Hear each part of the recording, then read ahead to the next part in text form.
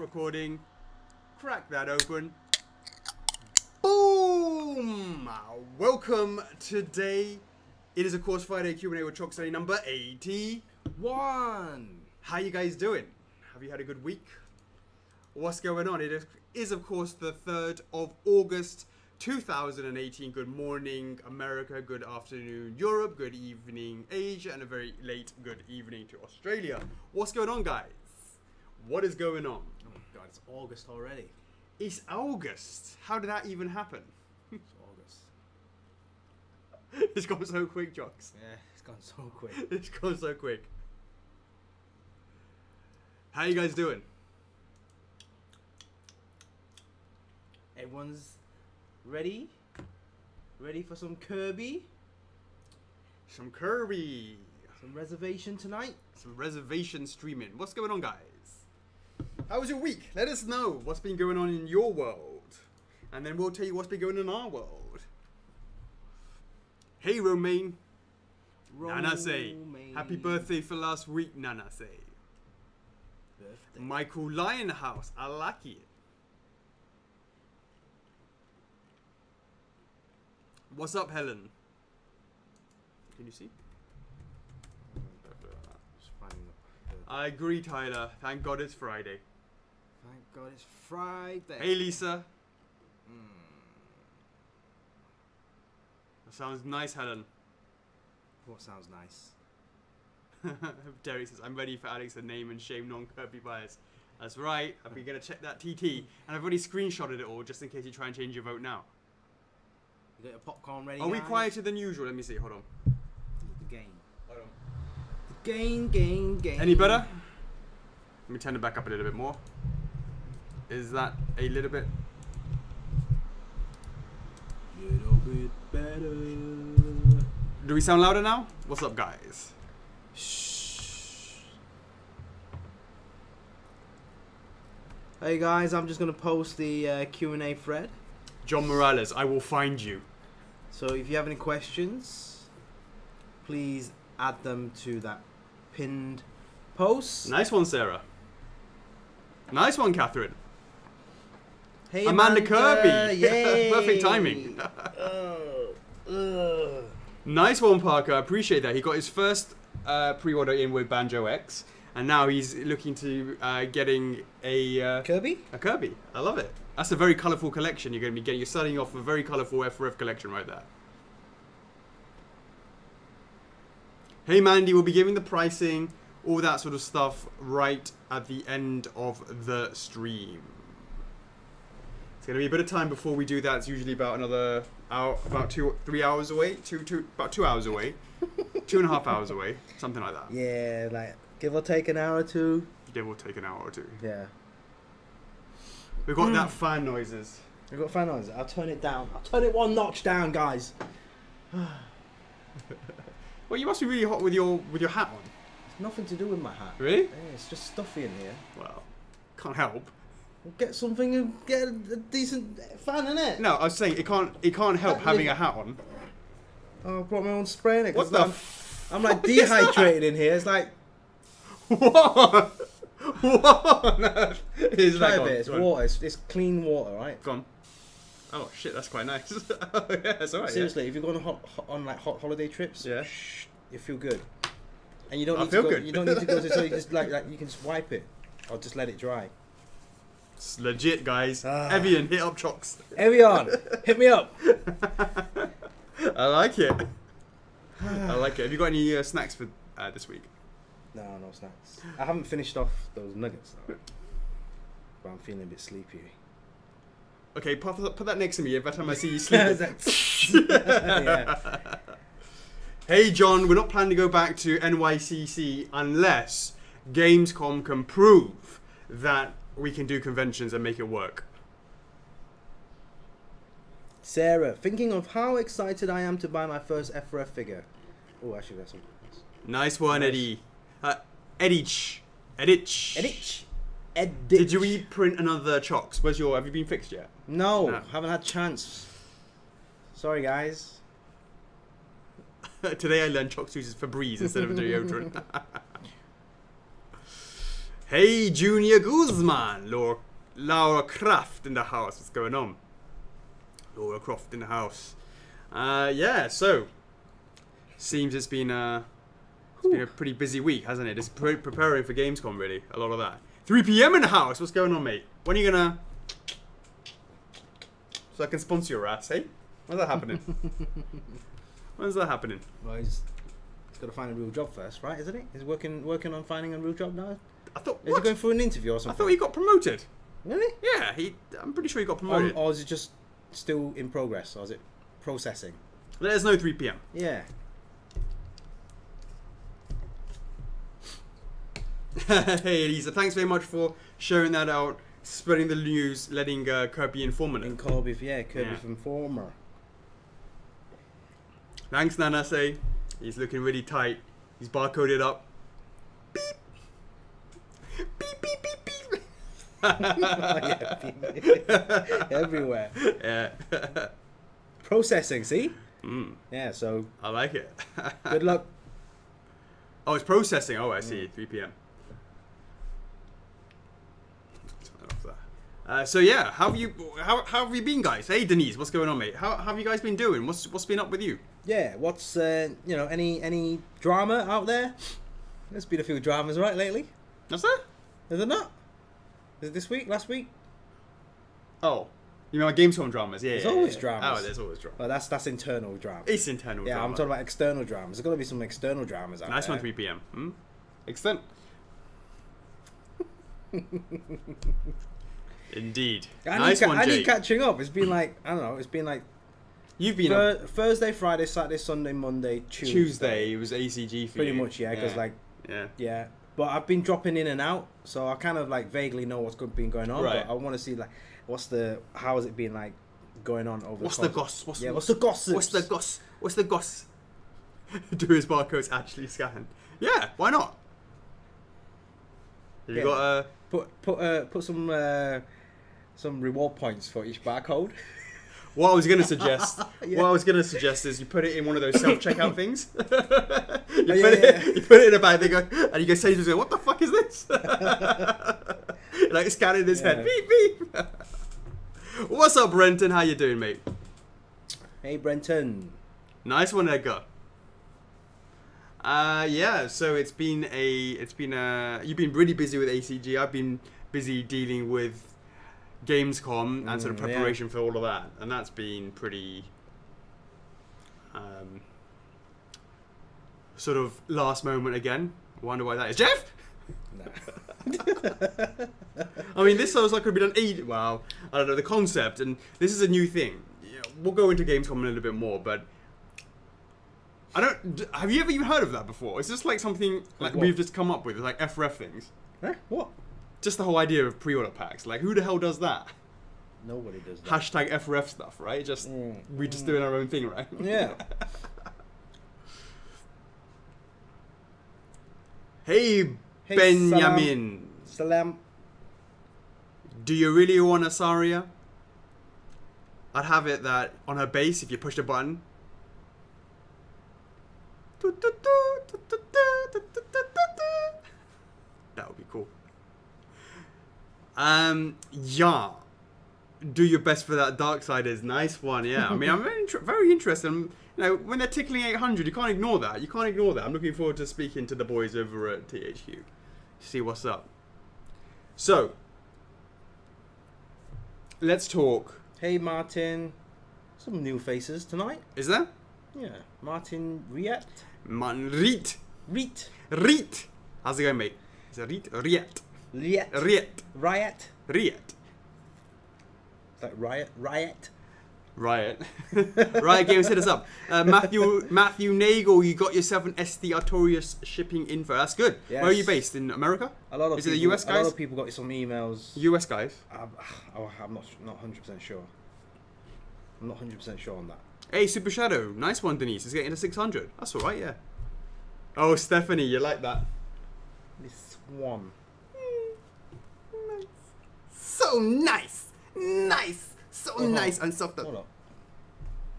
Because I opened the box and on that Saturday, this was delivered on Saturday. Right. Okay. Yeah, and I opened it. I just left it on Chris's desk, so Yeah. I hadn't actually had a chance to look at it. Right. Still some tweets to be done like that. Yeah, so many tweets. Yeah. Wow. Tweet there, tweet there, tweet there.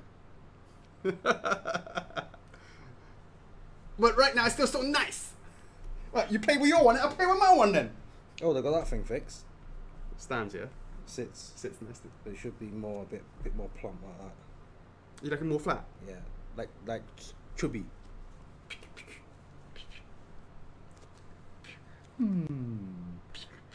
Two mans playing with their swords.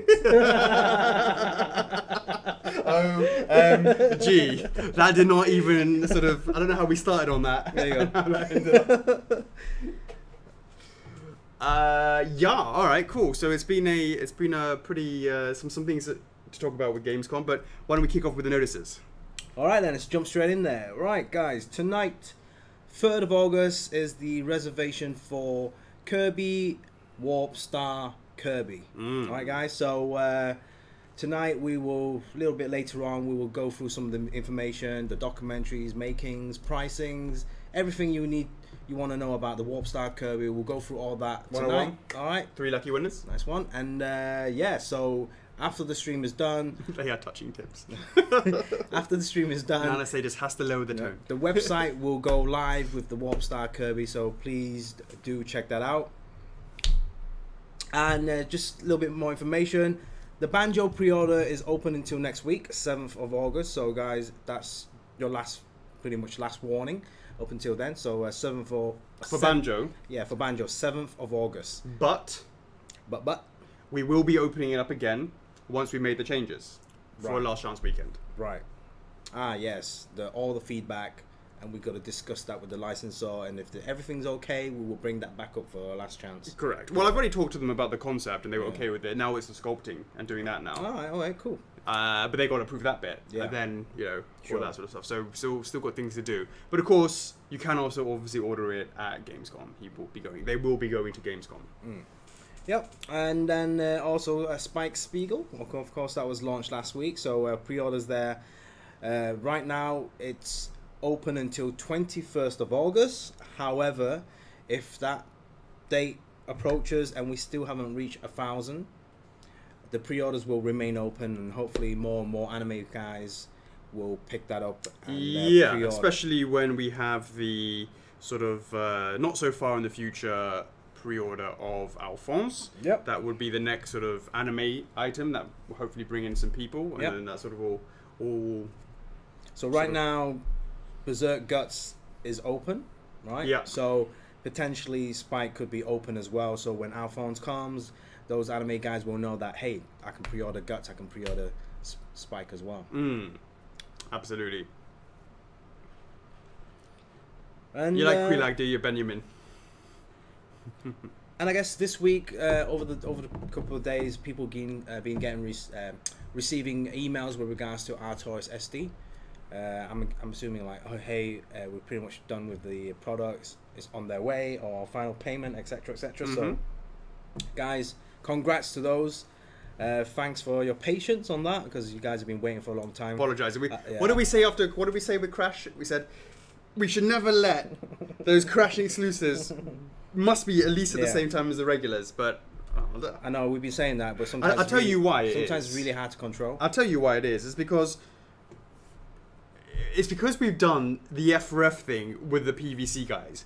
You go to a PVC, you place your order, they make it, done, easy peasy lemon squeezy. That's what they do in, day out. And then you get fuckers like us that come along and go, oh yeah, so we're first figures and we do shit a little bit differently, just F4F things. You're gonna have to put a number. They're like, a number? Yeah, and then you gotta get an authenticity card, and a day one card. For some of them. And then try to figure out which one goes where, and then they're just like, okay, so how many we fit in a box? Like 4? Because the master cartons of a PVC, there's like at least 4 to 6 in one carton. Yeah, we're like, our TSD is 4. Yeah, and then we're like, and that's just the regular. Yeah, exactly. And then we're like, 1 per box. 1 per box? Are you kidding me? These are PVCs. We're like, yeah, we do things differently over here. Double box. Yeah, and they're just like, yeah. They're like, they don't. Yeah, so I think it takes them a little bit longer because it just. Well, hopefully, you guys understand that with those extra stuff added on top, it can lead to a little bit longer. Yeah. Yeah. Yeah. Absolutely. So it takes a bit of time. So I apologize about that. We did try to. Yeah. There's pressure getting it to the retailers, especially because that was coinciding with the game. Speaking of which. Yeah. What?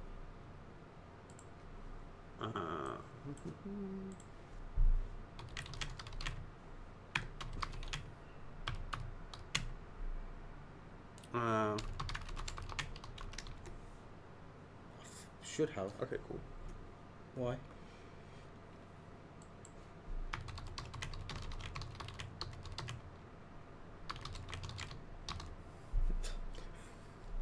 What? Just because he got himself a.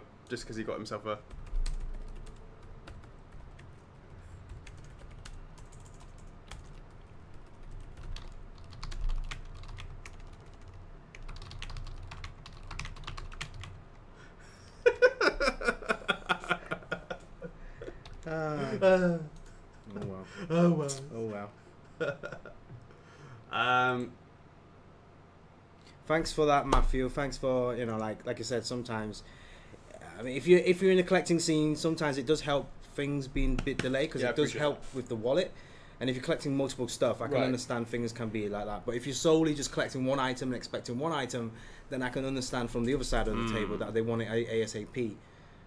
Hey Jess, I see your comments. Yeah, definitely. So it's not ideal.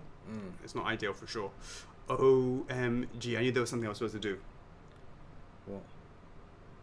I'm sure it'll be in the Q&As, but really? the Ica poll.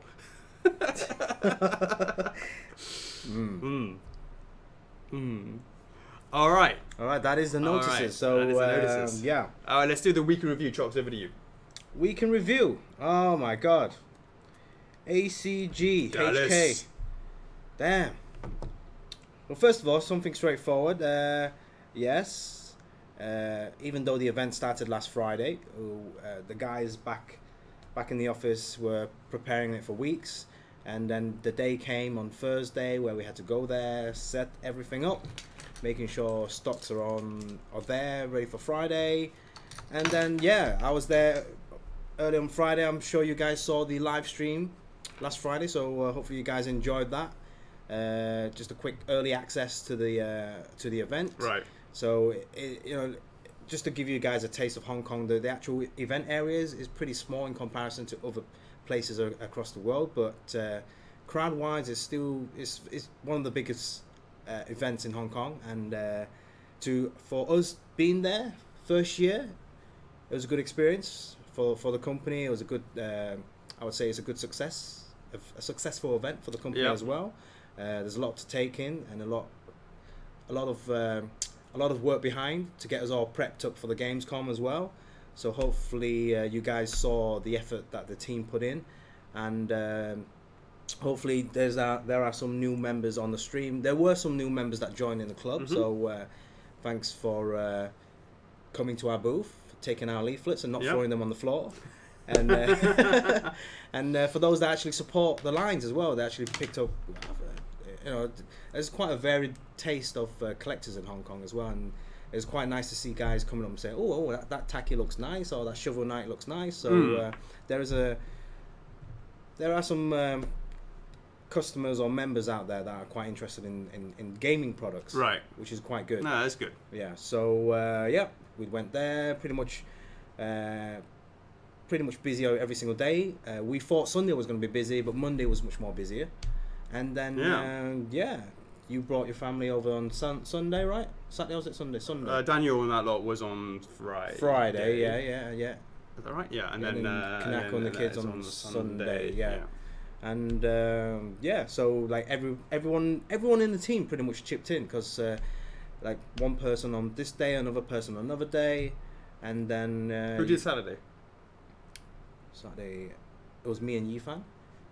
And Yifan came into the office to help out. Yeah, Michael Lai as well. Yeah, thanks a lot, Michael Lai. Yes. You did nice well one. on the first day. Then he went. Like on Friday and Saturday, it was like so totally. Oh, because Thursday you had to set up, yeah. Thursday set up, and then he was there. Friday, he was all right. Yeah, he was all right, and then it was like Saturday, it was like. Oh. But I thought you told me that seeing that Japanese superstar made him like perk up a bit. Yeah. Made him perk was up that a on bit. the Saturday or the No, I think the singer came on the Thursday because they had to get the stage set up with the mics and stuff. So yeah, and then she came on Friday and Saturday as well. So I think he managed to see her on those 2 occasions. Yeah. Who was it? I don't know, some Japanese singer. Okay. Yeah. That's basically what I said. The Japanese singer. Yeah, you just told me That was it, yeah. the Japanese singer. Yeah. Friday and Thursday. Sorry, Michael. Yeah. Friday and Thursday. Right. Cool. Yeah. So and then Sunday was Chris, myself, yourself, and Jeff. Monday was Brenda and Jeff. Yeah. Then later on in the afternoon, Sandy and I went over. Oh yeah. Then I stayed until the end.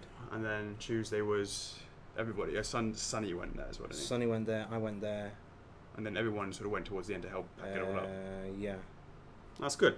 Look, I mean, the reality is this. From my point of view, ACG is literally our backyard. So in terms of, did it make sense to do it? Well, we tried to do it as a punt. We just simply said, well, why don't we just try this? And we got a single booth, really, really small, the smallest you can get.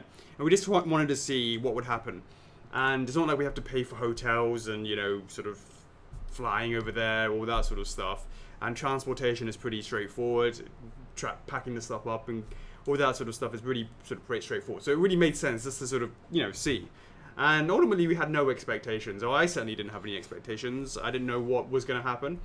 Personally, I was very surprised that we sold about 100 plus PVCs.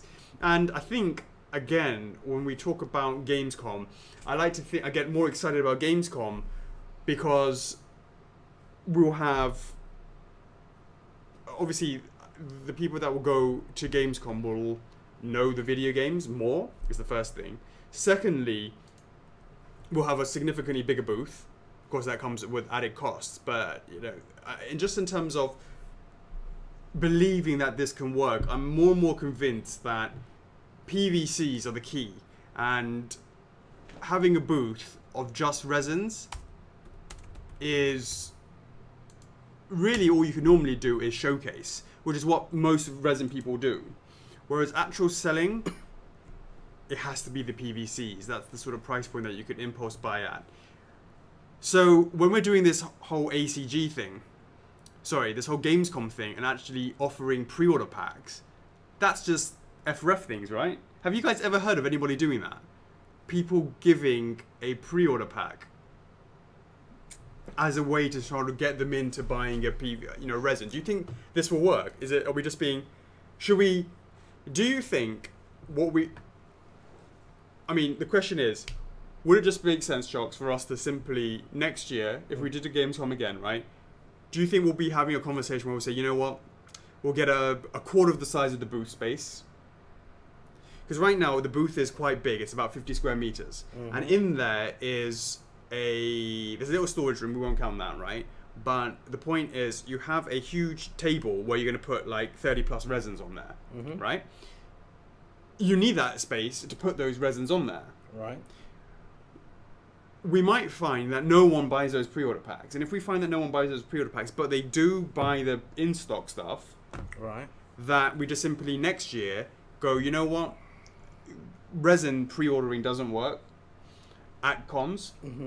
What we should do is only get a smaller booth that solely concentrates on just PVC, which is pretty much what ACG was. The focus on ACG was 90% was PVCs. Now, of course, we have to have a robust PVC lineup, and that's what we're certainly working towards. So, Nana says never heard of the pre-order pack. LC&G, what on earth is that? London Comics and Games, the second biggest convention in the world? I don't believe you. I don't believe you.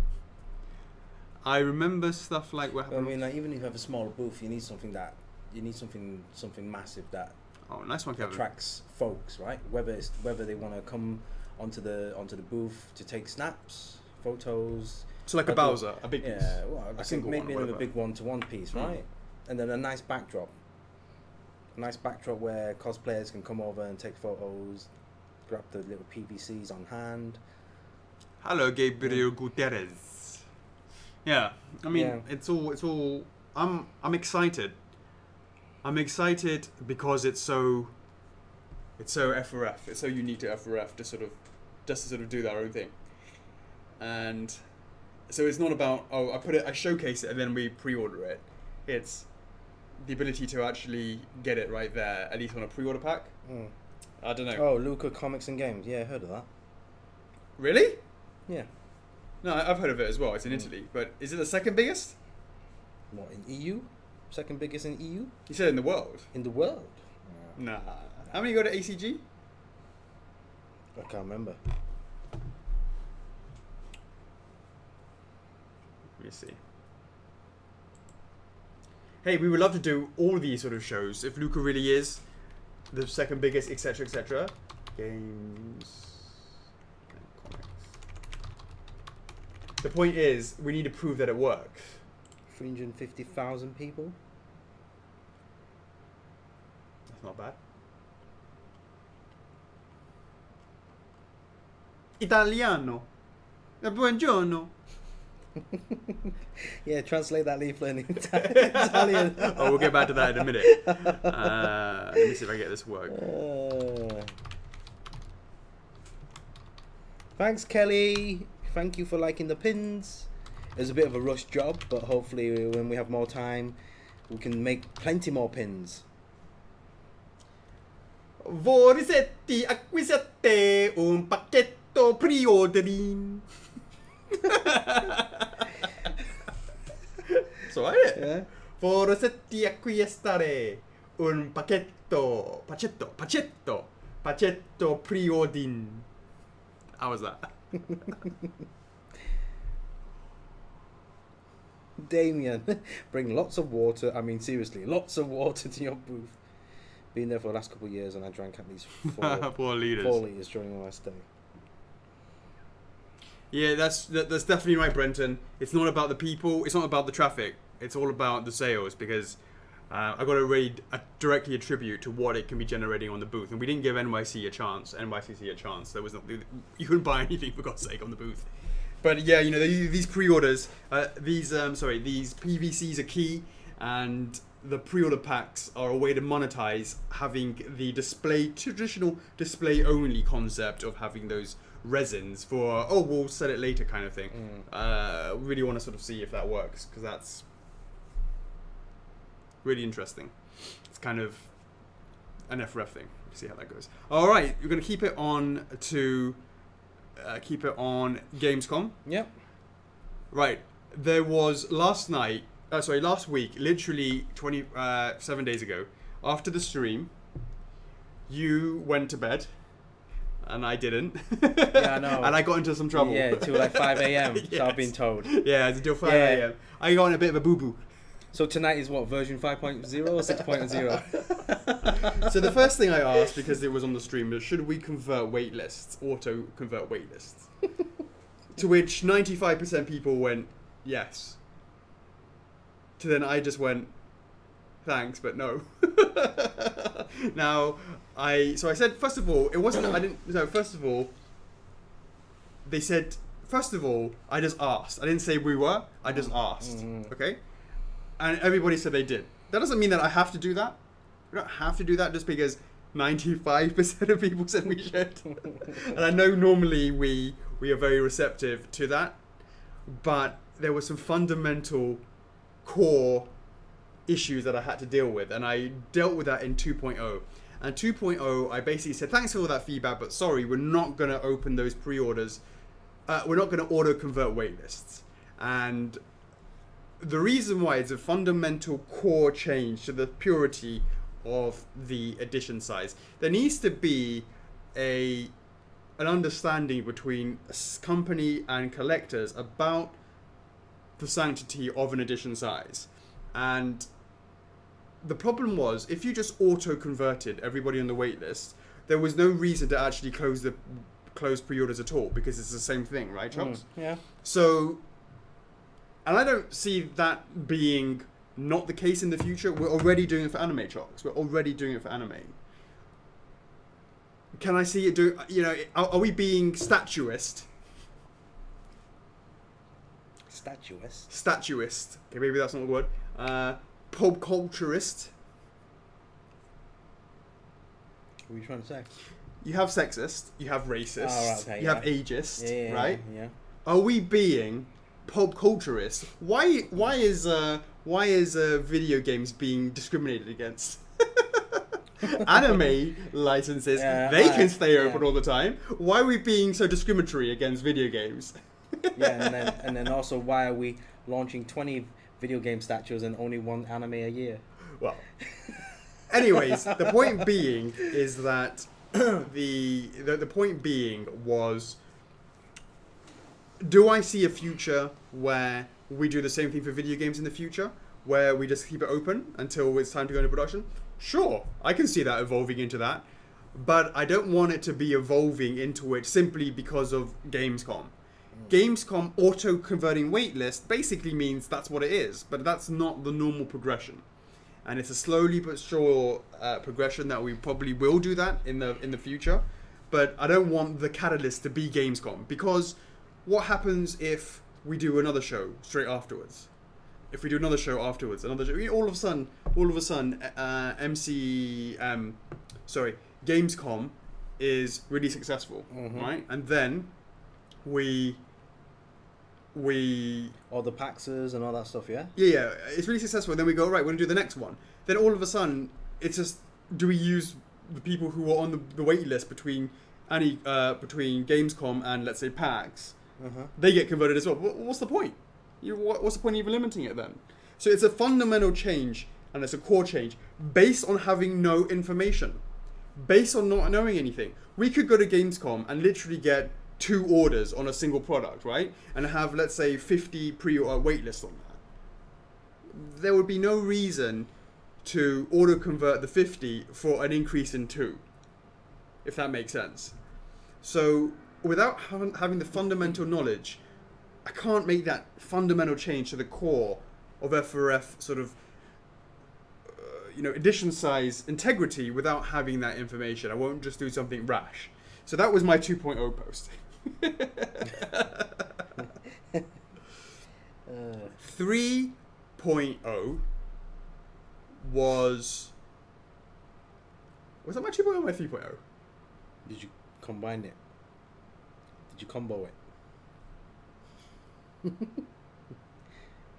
Shit. There was definitely 4.0. What the hell was the 3.0? Let me see.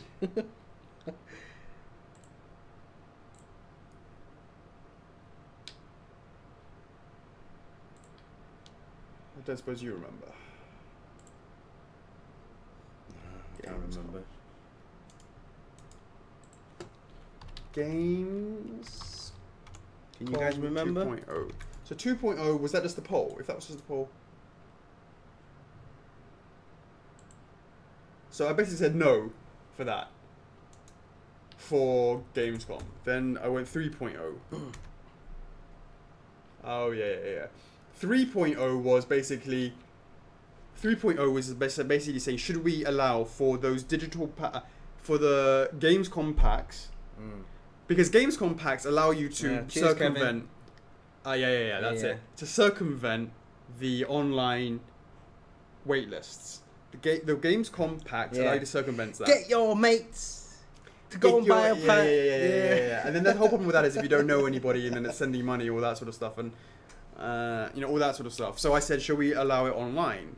To the point where it was people like, oh, but then again, that's just another example of 1.0. It's just the same thing, because you don't have to be fucking Einstein. Was that still on the same night? You don't need... Yes, it was. This is around about 3 a.m. right now, okay? It's about, it's 1.0 is at 1 a.m., 2.0 is at 2 a.m., 3.0 is at 3 a.m. And so I basically said... But then I just concluded that... Was it a fight match? Was it a fight night? Like, it's like, shit, this dude lost a match, I was going to... No, what? It was right after the stream, wasn't it? It was last week, and I had Gamescom the next day. I had Anycom the next day. No, I didn't. That was Monday, because that was a Saturday. I went on the Friday with you.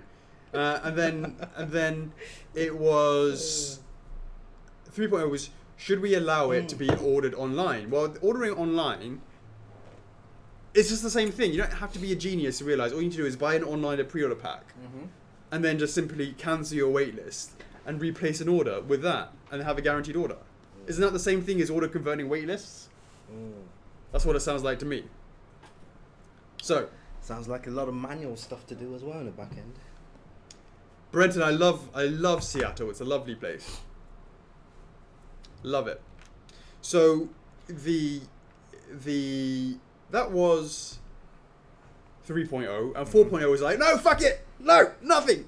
No. I just basically said, look, I can't do any of this sort of stuff until we know what's going on. 4.0 was literally, so sorry guys, we're getting distracted. The whole point was Gamescom and focusing on Gamescom, not this whole fundamental, you know, giving me an identity crisis, none of that sort of stuff. Just, can we just focus on what Gamescom is all about? That's the focus. That's what I want to focus on. Please let us do that so we can just figure out what is going on and whether or not it makes sense for the future. And that's basically 4 a.m. and then I kept watching you see what people said until 5 a.m. So look, there's definitely people who are like, no, you should still convert the waitlist, and I appreciate what you're saying, but I can't do that without knowing what that really means. And so I know that a lot of people might be disappointed about that, so I apologize about that. But as I said, you know, I just need to have more information, basically. Just need to have more information. What I would say, though, Chocks, is moving forwards, if we were to say, hey, this new product that we're launching today will be something that we will be displaying in the future, therefore we won't be announcing edition size, because we're going to be doing conventions all the time. And therefore, that's an evolution. That's an evolution of the, that's a justified evolution of the edition size. As long as you let people know at the point it goes live and say, you know what, we're not doing edition sizes anymore because we're going to be going to these cons. Anything that's new moving on forward. Right? And I'll tell you what we're doing. We are, I can confirm with you guys, is we have a fantastic relationship with Anime Gami over in the UK, and they have a booth at MCM London where we put our guts. Yeah. That was in April. And then they recently went to Hyper Japan and we put our Soler there. All right. I spoke to Jose, he's a lovely guy, and I said, why don't we do a situation where we what's the word, contribute to your booth at MCM London October, and we sort of share. Maybe we'll do a double booth. He'll get one booth and we'll get one booth, but sort of it's the same sort of thing under their name, where we can have a bunch of sort of stuff on there, and that would be a good example of where if we show some stuff, because we know that we're definitely going to be doing that. First of all, I just did that because first of all we don't know whether or not Gamescom is going to work, but we had to make a decision.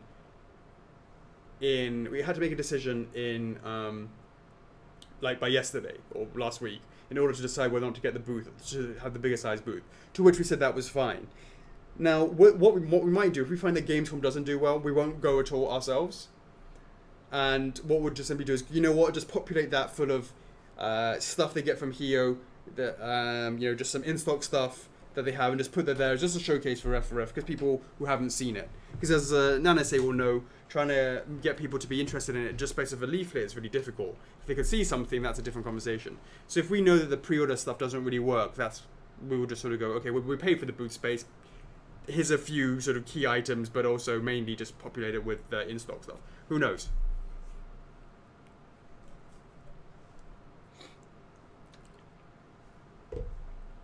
We don't know anybody going to MCM Glasgow, Lauren.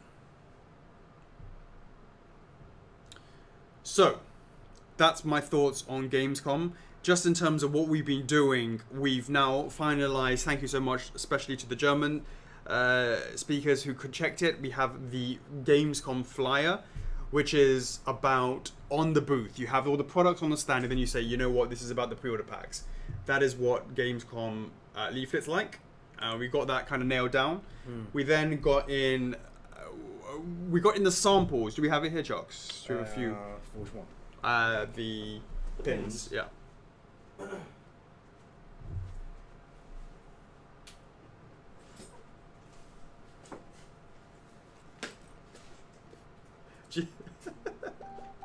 Really? Yeah.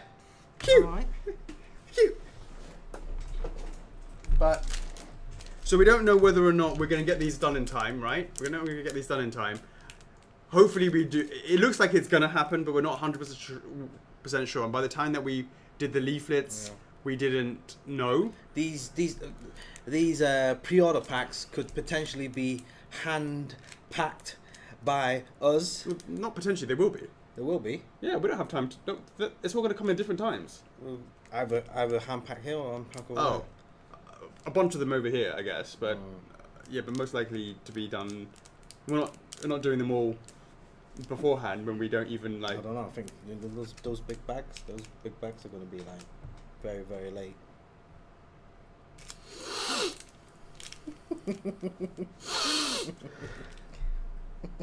That's something to do with the packs, because the packs can go in. You know how much they cost?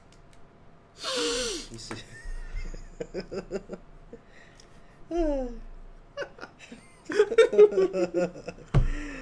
Well, it is what it is. It is what it is. It is what it is. So yeah, you know, so we got worked on this. We got the flyers, the digital codes. We we printed those off. We're starting working on those cards. The order form. The order form. Yeah. What else? Yeah, a lot of stuff. A lot of stuff. All right, let's keep on going. Slayer. Do we say?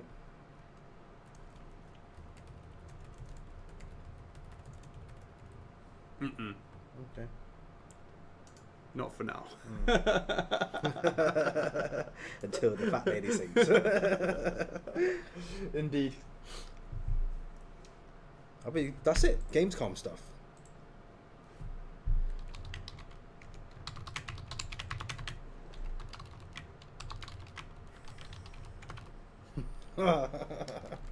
That's true.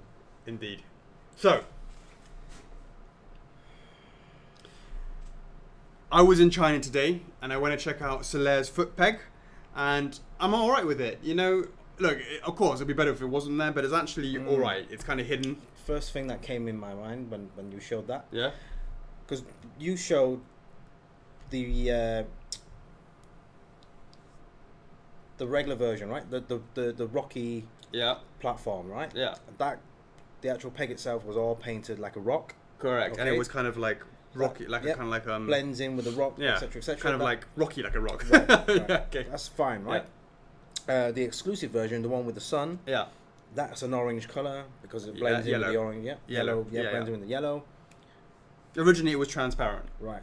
The Praise of Sun edition is going to be the same as the regular because that's the base. There is no exclusive base. Ah, right. Okay. Right.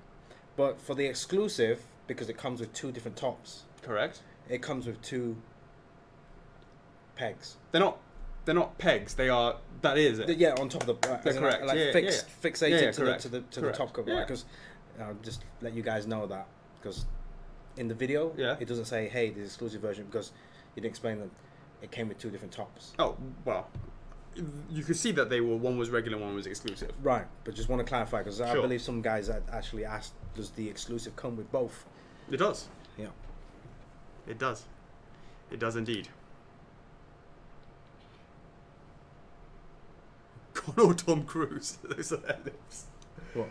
You're saying that because Slayer's got like pumps, like his shoes are like high heels.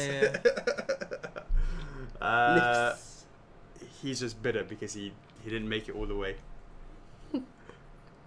Which hand? Oh, this one, mate. Number one or number two? Sorry, Petulia, mate. Hashtag never forget. Never let him forget either. Stephanie, will Soler SD be okay in that area? Oh, Soler SD already has it. Yeah. Already has it. Already has it. Already has it. Have a look at the pictures. He already has it. Already has it. So, I also went to see the Spyro. That was today. That's looking good. It was the pre-production samples. In terms of, I had seen the pre-production samples before, and then they had made some changes, and then I saw some more pre-production samples today, and they're fine. But it's still a bit of time to go, guys. There are still, they're still yeah, they're sort of like halfway through production, so it's not like it's not. Those are just like the 20 pieces that they put there for me to see. Because as I said, the last time round I saw them, I didn't approve it. This time round, I still didn't quite 100% approve them. There were some areas that they needed to tweak. For example, there's some shading on some of the eyes were a little bit too dark. But the great thing is, I've caught it because most of the eyes haven't been painted yet. The base purple is there, but the eyes haven't been painted. So they now know, please, to take care of that area. So that's sort of that's the point. One of the things that we will be doing, F4F coins, all this sort of stuff, I plan in the future, once we have the time to do it, is have a complete massive core range where it's going to be full of all this sort of stuff, pins, coins, mugs, t-shirts, all that sort of stuff. Start from there. Once we can sort of get into the rhythm of doing that, then see if we can apply that to other licenses. The minis, you know, all that sort of stuff, you know, that's definitely something to consider. Hey, Mr. Lopez, Mr. 4, what's up, mate? Mr. 4 in the house. Alright, so I posted picture of Yakuza Dragon Otojima. Some good feedback. Yeah, just gotta tweak the chin, the chin hair. Yeah. Took a bit of the goatee, and maybe make eyes. Yeah, and maybe make the eyes a little bit bigger. Oh, so yeah, that was cool. That was cool. Sif found this. So Ting just got a picture and it was testing it. All right. And then just use that photo. It's a really nice photo, just to show you guys. Don't know who the artist was, so shout out to that artist. The Onion Bro plush, yeah, absolutely. That was cool. Onion Bro. He's... Oh, we need to sort of get to the next stage for that. Just finish that off. So, some production videos of Bowser. That's sort of getting... It's sort of ramping up a little bit more, which is good. I also did something with Ornstein. Showed the noodle spaghetti lights. Mum spaghetti. So yeah, that's looking all right. Actually, it's actually I haven't seen it for a while. The thing came in today. What's it?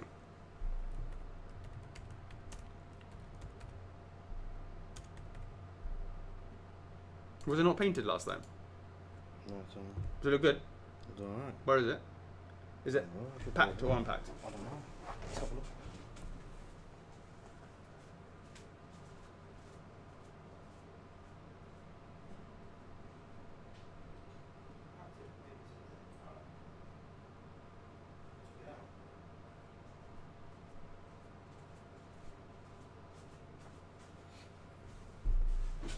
Cool. And they're using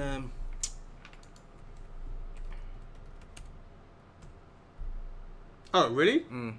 Oh, that's good. That's handy. Yeah, it will last longer. That's awesome.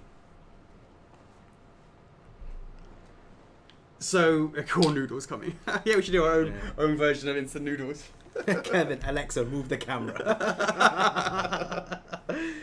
Come on, Amazon, hit me up.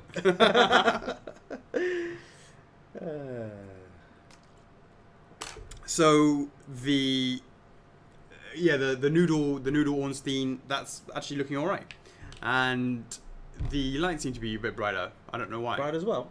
Well, I mean, that's good. It looked brighter in the picture. I'm not sure if it's just how it looks in real. I haven't obviously seen it, but you know that still takes a bit of time. It's just the pre-production bit and just sort of testing in the engineering stage. So it's going to be a while before we get there. Of course, it's be slotted in after Bowser. The next thing is shout out to Adam Tiley. He's on the stream. Yeah, Tilly. I just saw him. Is he? On the stream. Yeah. He asked me to do a ukulele poll, and that was because when we first did the OGTT, it didn't. It was before the do game well. came out. Yeah, exactly. Before the game came out. So then I did it again, and TTs and Alex polls never die. Oh, so it didn't do that well the second time, right? I think it's actually done worse. Yeah, I think so. I had a quick look at it. Let's have a look. I remember seeing the poll and then like.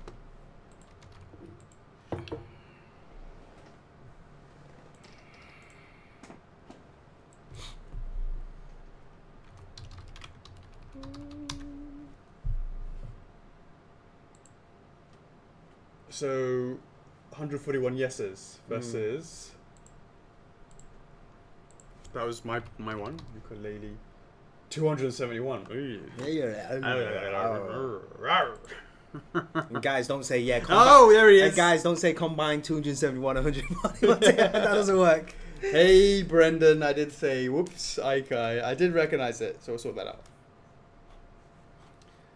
The snake weathering of the feet, snake painting the boots one by one, all that sort of stuff. Bowser production videos, and then various suit production pictures. The the ammo box as well for Snake. Yeah, it's a me, white hand. Is it? It's a me, a white hand. It's me, Mickey. It's me, Mickey. Yeah, Mickey Whitehand. Mickey Mouse Clubhouse.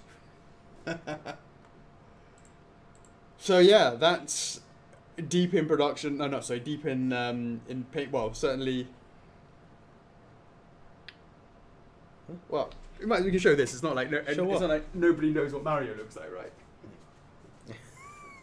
Is that a good idea? Yeah, it's fine.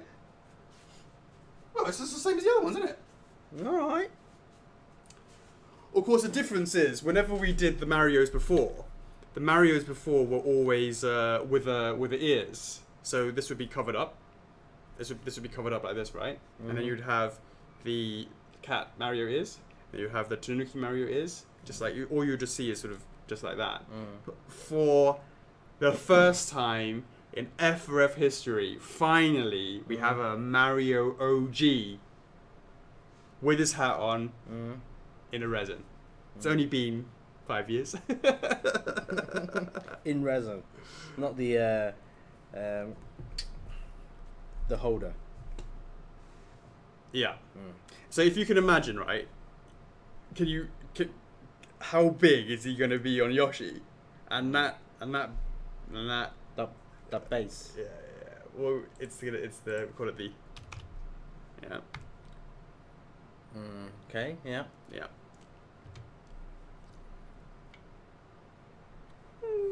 It's about here, right? It is about that height, isn't it?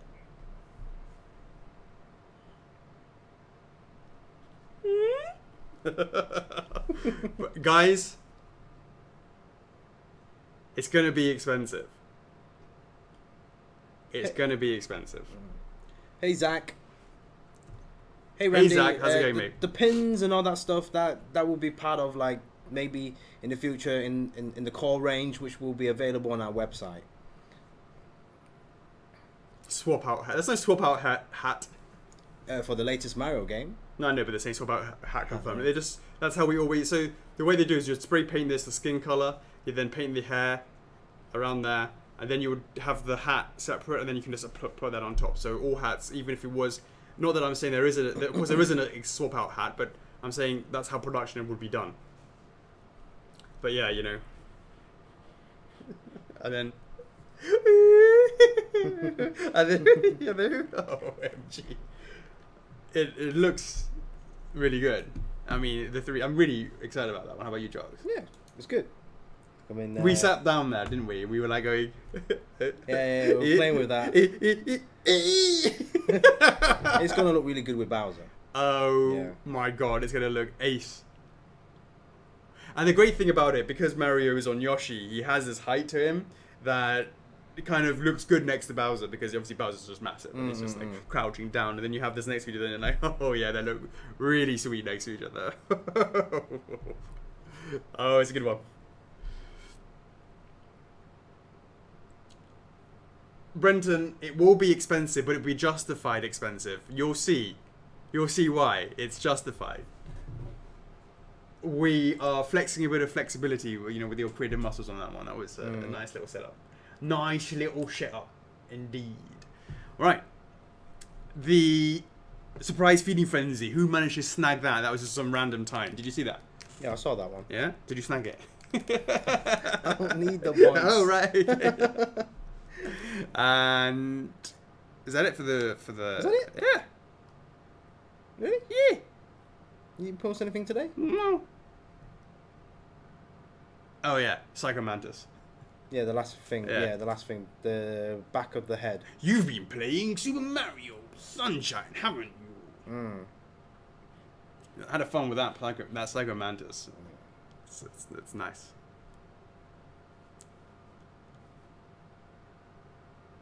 Oh, Derek, we talked about you in the Kirby video, and we just said we're just gonna go through all those videos and find out how many shout-outs you've gotten. It's 2 minutes late. Yeah. That'd be the best time. Yeah, find out when it was, yeah. And then that's when you post the shout-out video. I'll post it just before you go to the freezing event. Yeah, exactly. Alright, over to you, Chocks. Right turn. Blogs. If I remember correctly, blogs were still going up. Just before ACG, or slightly after ACG, there was a ACG blog on the website, and then throughout that time, those 5 days, the blog was updated with some extra photos and videos. Yeah, we did a couple of interviews with Toys TV as well.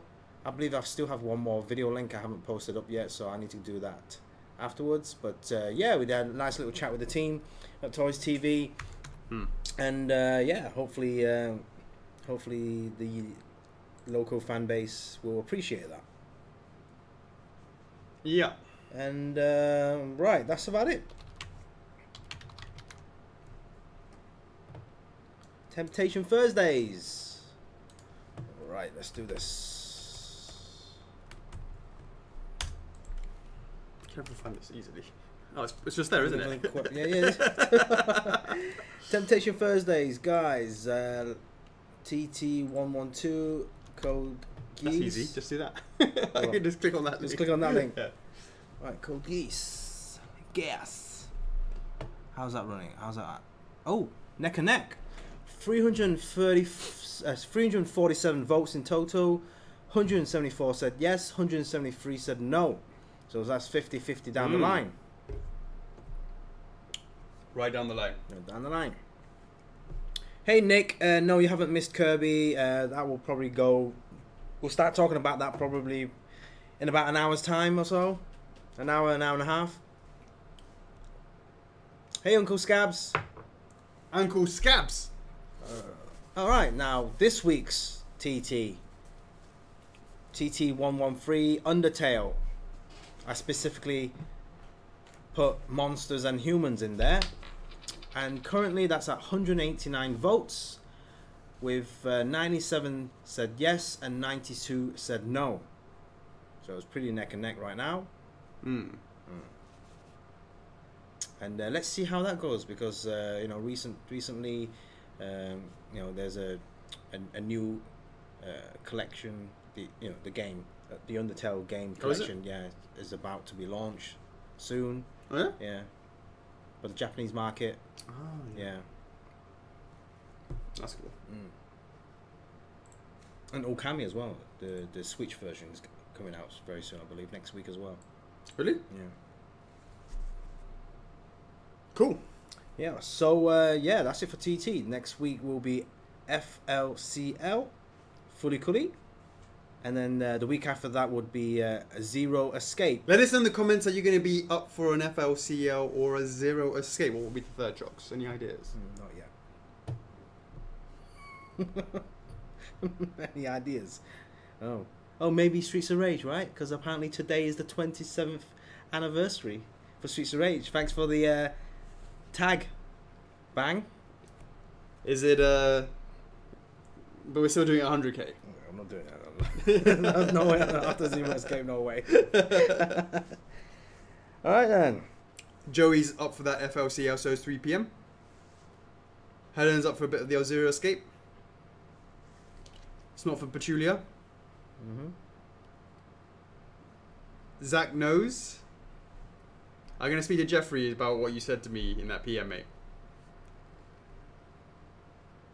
Hey Salim, in terms of Rayman, we actually did a. Do you want to type in Rayman? Yeah, a long time ago, wasn't it? Yeah, it was Rayman, and it's only at 261 votes. So it needs a lot of TLC before we would go after that with Ubisoft.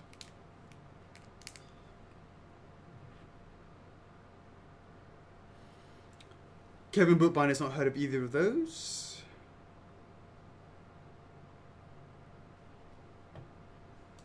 We've done. Yeah, Oddworld.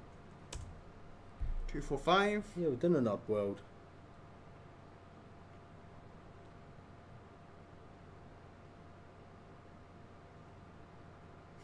Okay, yeah. So remains what about that Zero Escape?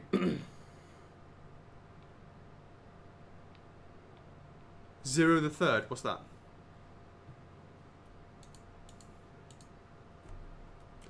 Bradley Chadaby King, what's up, mate? Tylee. Yeah, I mean, Banjo is on our side now. They'd already previously agreed to the concepts in 2D. We're still working on it in 3D.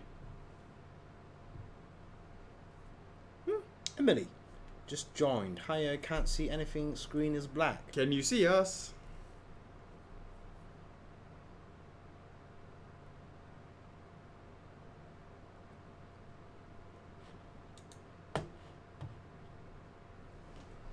Alright, Chocks, over to you. Yes, winners for last week's hashtag.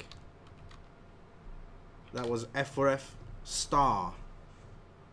And last week, I believe, we have 3 winners to announce. So, each winning 500 reward points. Do you have a R, a J, another R, another G, a G, another J, and an A in your names? If you do, you could be up for it. Try it again. JJARRG. JJARRG. Anybody there? GJRJRA.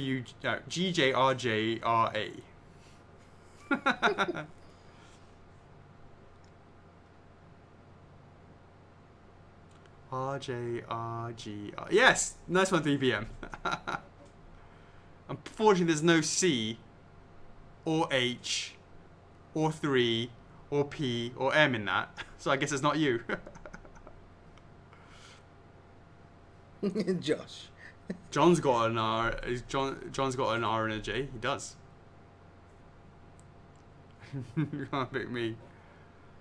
Sorry, Nick. We have no plans to do any Dragon Ball statues. For now. Dot. All right. Winner number 1 is J.K. Robinson. Congratulations. Next up is Jeff Gallimore. Congratulations. And last but not least, Armand Rodriguez. Bada bing. Bada boom. Congrats. This week's hashtag, of course, is hashtag F4F Curbs. KIRBS. Hashtag F4F Curbs. KIRBS. For a chance to win 500 reward points chosen at random.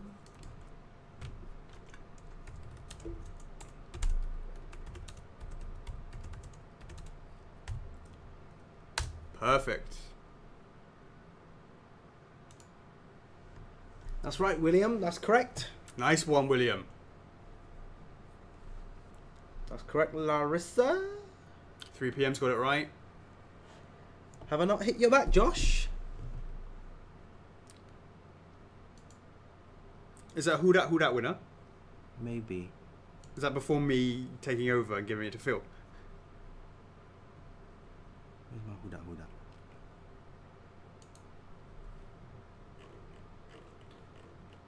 Curbs, yeah, everyone got it right. Yeah. Yeah. Did you not give it to Josh? I did mine when, like, the last 2. Really? Yeah. Then it should be... Then, because we didn't play all these. When's the last one? Let's look at it. You can look at your message, right? Oh, yeah, that's a good point. Let's look at your message. What was the last one you gave? That's a good point. Yeah, I'm pretty sure... Oh, let me see. Phil?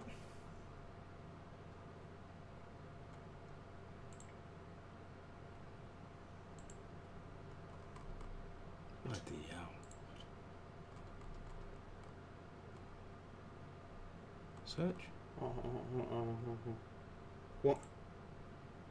1K for this guy. 1K for this guy. That was Saturday 30th. Because he missed it. When was that? What date? That was 70. episode 78. Episode 78 would have been 13th of July. 17th, 14th. Here you go. There you go. 1K. I told him to do it. Alright, that's on Phil. Not the first time. That's not Chocks, that's Phil. You gotta chase him up in it. Yeah, that's the kind of shit I have to do. I thought he was gonna fucking do it. Well, you think of. Because I have to chase up. I'm sure, like, some guys got 500 reward points, and I think some haven't given out.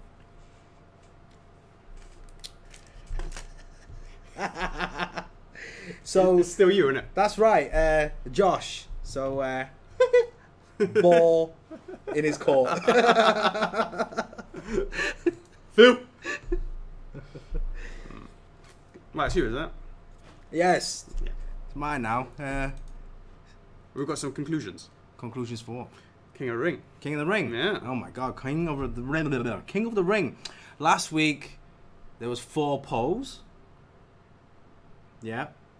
9, 10, 11, 12. Boom. All right. So let's go through one by one. The first match, match number 9. So this is the semi-finals now, Chocks. That was the semi-finals, yeah. Down to the last 8. So match 9 was Zora Tunic Link versus Metal Sonic, and the winner of that match was Tunic Link with 616 versus 313. That's kind of funny, isn't it? 616 and 313. Yeah. Yeah.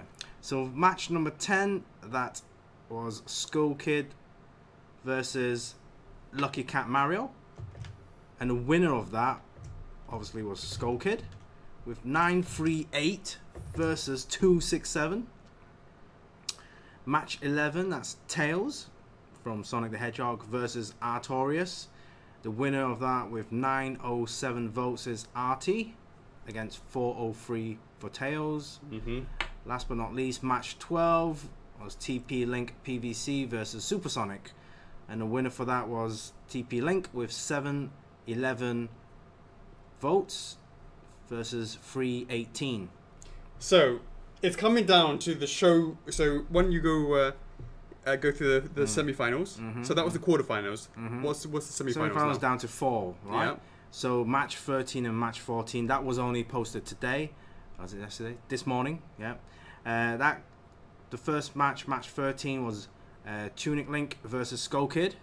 I saw a lot of people going, "Oh my God, 2 Zeldas like head to head." Yeah. It's like, oh, I God knows who to choose. Yeah. And the match 14 was Artorias versus TP Link. So there's 3 Zeldas in 3 this one. Zeldas and 1 Dark Souls. Now here's the thing, Chocks. I've always said it's going to be coming down. And these two matches will last for another week until we get to the final. Yeah. All right. But we also need to do the 3rd and 4th playoff as well. Yes, Nana say, don't worry, yeah, about your 500 reward points because of that poll went past 500 like emoticons, yeah? So it was 1,000. Huh? 1,000. Yeah, Is that 1,000? Wow. Well, yeah, so, well, sorry, what were you going to say about that? I was going to say that the Zora Tunic Link, the Skull Kid versus Artorias, when on paper, I always believed was going to be the showdown. Ah, okay. And round 1, Artorias caned it with 1.4k. Whoever the competition was. I think 8.5 tails or something like that, yeah? Right. And I'm going to be really interested to see whether or not it's going to be them in the final. I believe it will be. But then what's the score going to be? Because Skull Kid actually beat Artorias in numbers in their respective matches. Right. 938 for Skull Kid versus 907 for Artie. So, when it comes down to the final match next week, that's going to be really interesting to see, assuming that they're both in the final, right, who's going to win that. And of course, we have to do a 3rd and 4th place playoff as well. Right, okay. Is that right? In order to do this, Do we? Yeah, to do. Do we need to do that? Do we?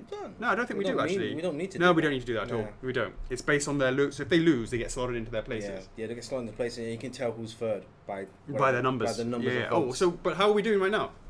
Oh, let's have a look at it. Yeah, this is going to be interesting.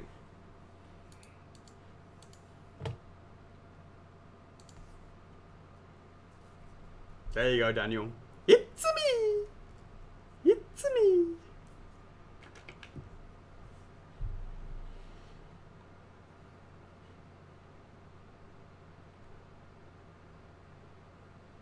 Skull Kid is destroying Zora, and RT and TP Link is tight. Really?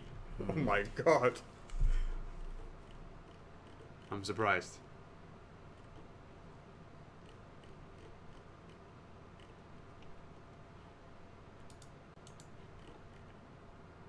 Right, let's look at match 13. Right.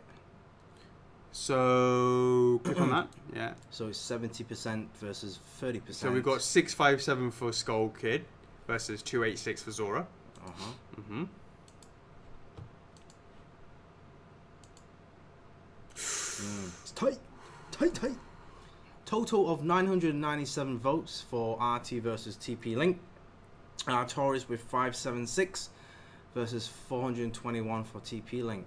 Interesting. I thought it'd be bigger, you know, a sort of weak PVC from back in the day versus the masterpiece that is Artorias. I would have thought that this would have been.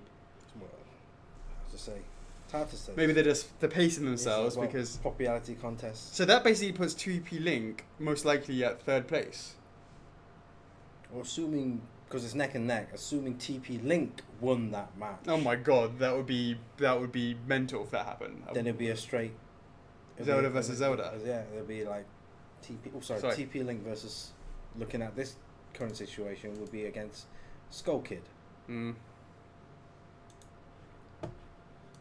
Interesting.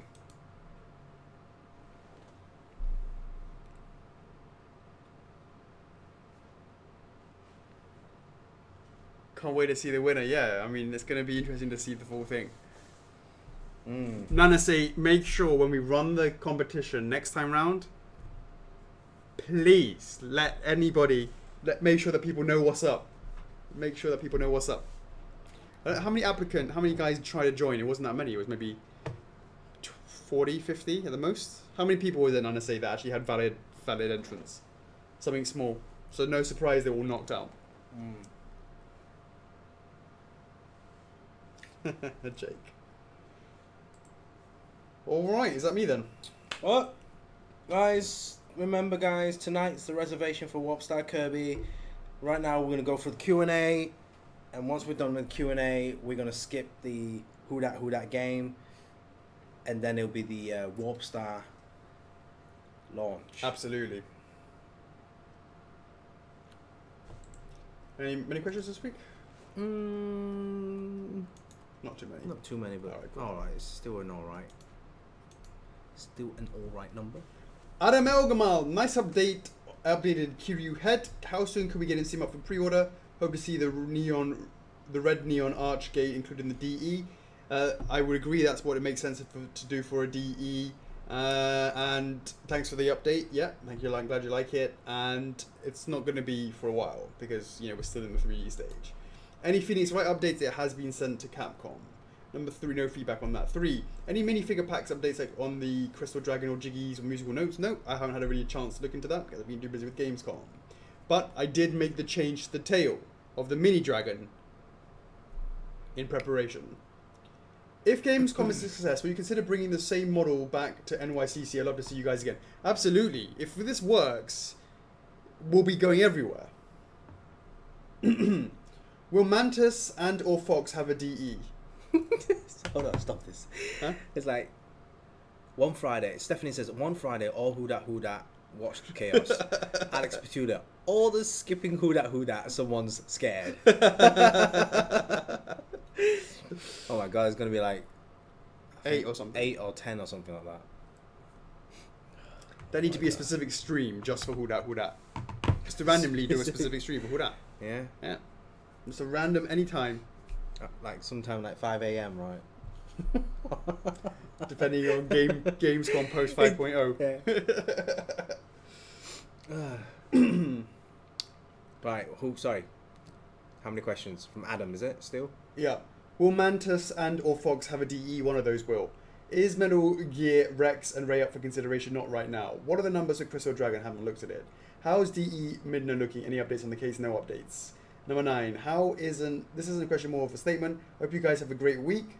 Had a great week. Chocks working hard at the con. Alex being under fire with Gamescom. You guys are awesome and do everything you can to deliver the best experience for everyone. F4F love F4F. It's like, thank you, Adam. Thank you. It makes it worth it. It's not just us two. There's also everyone back in the office. Absolutely. Yeah, everyone's been working very, very hard. Yeah.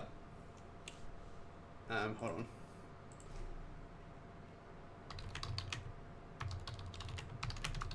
Everyone has been working hard because you couldn't make that blanket statement before.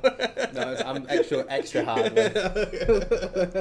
Matthew Smith, how far before a Faye prototype is shown? That's not going to be for a while because we have Jet to be done, and then it's after. Yeah, so we've got time. That's we're working on the 3D for Faye. Kate Sketcher, his front arm looks like melting gum. Right. Well, we talk a lot about that, and we'll talk more about that in a. How long was it, by the way? It was over an hour. An hour and Seriously, 10. How on earth can we talk about a paintball for over an hour? Very easy. Oh yeah, because we were talking about his left arm a lot. Yeah. Martin Konyali, any Yakuza updates? You saw the picture of the head. Any Ornstein updates? Just the noodles, but pre-production stuff right now. Any Alucard updates? Martin. Production stuff. Yeah.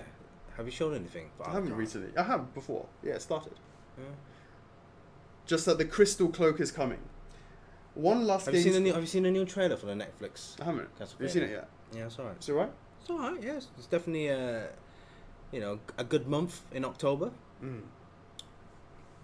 One last Gamescom question. Would you mind if I buy some Gamescom packs for people in the club who couldn't go to Germany for this? What you do, first of all, meine Deutsche, alles vergessen. So I don't have the ability to ask you,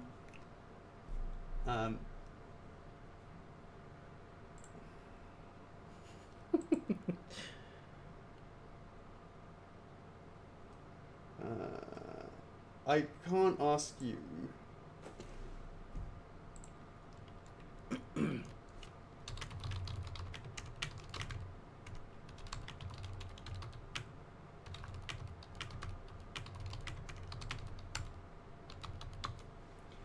Kaufen Sie das nur für sich selbst oder für Ihre Freunde? Actually, I need to practice that, then I can ask. I don't have the ability to keep asking every single person, so just don't tell me. But of course, you can. There's no reason why you can't. I'm not going to say you can't. There's no limit on the pre-order packs. We can't control. Exactly. We can't control what you do at the convention. I just hope that that everyone, if that ever does happen, just that I hope everyone has a safe transaction. Yeah. Disclaimer. Yeah. Indeed. Jacqueline Ostermeyer. I won't be able to watch and participate, but I will read the recap afterwards. Ica poll update, pretty please. Brendan, that's on me. I apologize. Jake Mayer. You said you're working on a few busts. Are any of them Nintendo related? The answer is no, actually. Are you still interested in Dead Space? Any updates on that? I am interested in that. That was something I would be looking into around about April next year. That's the sort of, I think we're getting through a lot of licenses. At that sort of stage, we can look at some new stuff, especially if we're earmarking things like, possibly Darksiders, etc. Alex Petula speaking German, but he sounded like Cantonese. Michael Lai offended. Are you still? A few weeks ago, you said you could hopefully give a small sneak peek at Alphonse. If it's really 2 months out, could you get us pumped with that sneak soon? Look, we as a company are not we don't play that game, right? The game of someone shows something and then we just show something else just to raid on someone's parade, if that makes sense. We do things at F4F time. People do what they want to do. I'm not going to just do that just as a reaction to do that sort of stuff. I could really easily do that, but for me, I feel that's quite unnecessary. So I would have shown it earlier, but I feel like if I show it now, with people like, oh, you're only doing that just to do this and to do that. No, we're not about that. Not about that whatsoever. So that's actually the reason why I've not shown anything, because I don't want you to think that is what we're all about. When we get a little bit closer to the launch, of course, we will be doing that. I mean, you've seen enough sneak peeks to know it's coming. You have enough sneak peeks to have a better idea of what the size is, etc., etc. So, yeah. On a scale of 1 to 10, how complicated is MHA right now? It's at that point when I can tell you with more certainty, but I still can't. So, yeah, still complicated. It doesn't like sort of change. It's stayed that same level, but there's a possibility that it can go super complicated or not complicated. So on a scale 1 to 10, it's somewhere between 1 to 10. Yeah, absolutely. Because it goes, no, but it doesn't do that. It does that until something happens, and it goes, or it goes ee, and then only after things happen. But since Gamescom, it's been since Gamescom. Since ACG. No, what the fuck am I saying? Since LV. It's Las Vegas. Yeah. Hey, Eric Wong.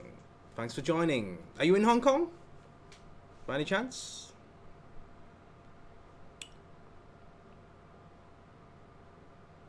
That's Gaming Heads Eric Wong.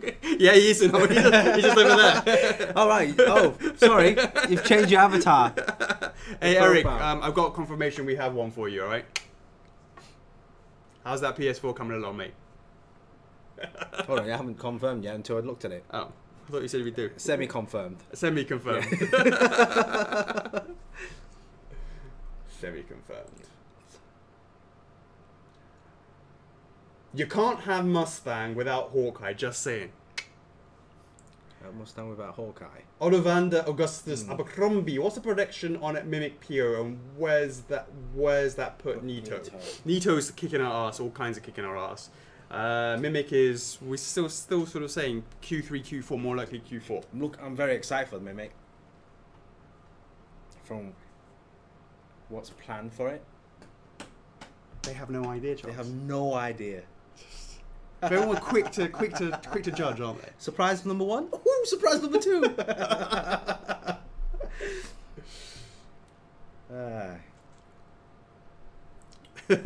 Eric's hello.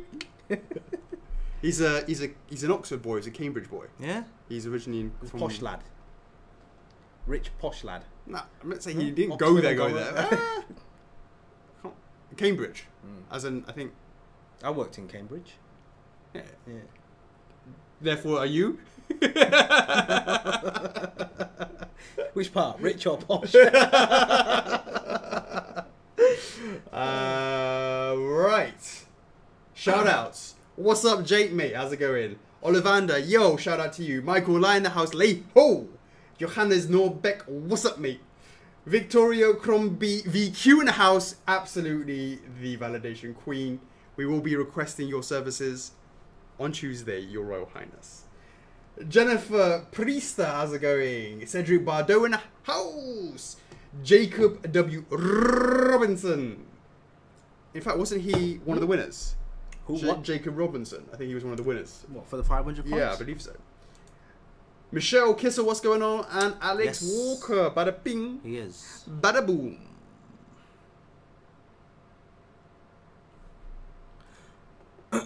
Alright. Scotty Thomas says an SD Mimic.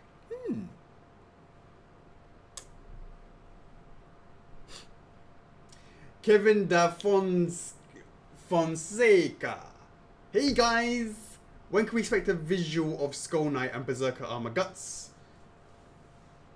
I want Skull Knight to be printed first, and then we can start doing some teasing. Berserker Guts is what? Yeah, it's, you know, it's afterwards, so it's a bit of time. Georgia Martin, is there any more solid news on Spyro being ready for Australia? I know Alex said mid-August on the calendar was wrong, but I can always hope he's ready sooner. When I say it's wrong, I don't mean it's going to be earlier. I mean it's going to be later. No, sorry, Georgia. When I said I went today, which is the beginning of August, they're not even. It's like midway point. Sorry, it's the midway point, and it's. I just saw the pre-production samples today. Well, the pre-production, mass production samples, if that makes sense. I see that round about. I don't know, mid to late September. I don't know, something like that. We'll see. Will Rachel Griffiths, any idea on Solaire resin shipping date and Phoenix Wright pre-order date? So I was at the factory today for both Spyro and Solaire. Now that one of the things that I needed to check was, of course, the way that they did the sort of wedge. That's now been confirmed. They're now doing that, and the Praiser Sun, there's still a few more things I need to tweak on that, but that's coming along. So basically that's on the home stretch. I believe it's going to be mid-September as well, sort of at least to start with the initial Australia shipments, I would say. Will Warp Star Kirby exclusive be available from the Nintendo UK store like Meta Knight? I like to support by order directly, but the difference in price, especially with delivery, is huge. The answer is I don't know. They come back and say they do, or they don't. I have no idea. Sorry. Hey, Jacob's on a stream. Yes, you did. Well done, Jacob. Nice one. Cedric Bardo, bonjour. Alex, can you describe Skull Knight in 50 words or more? I'll give you 2. Super tight. 2. Alex, do you realize you're breaking my balls? Back in July, am I getting sense? Back in July 2017, I said it would be difficult for me to get a Warp Star Kirby because I already had 7 POs planned. But now I have around 15 POs planned just for F4F, plus 4 more in the future, Mimic, Kiryu, Jet, and Alphonse. But I can't go back on my word, and Warp Star Kirby looks great, so I'll be there. I really appreciate that. Thank you so much. That's one person who voted yes on the TT. That's safe. That's safe. 3.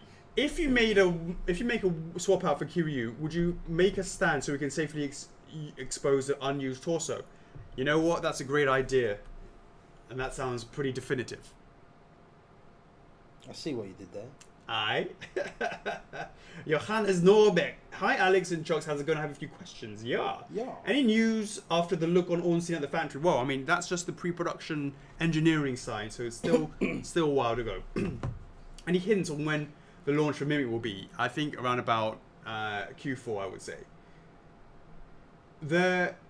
Although it will be up for pre-order at Gamescom, but that's only there.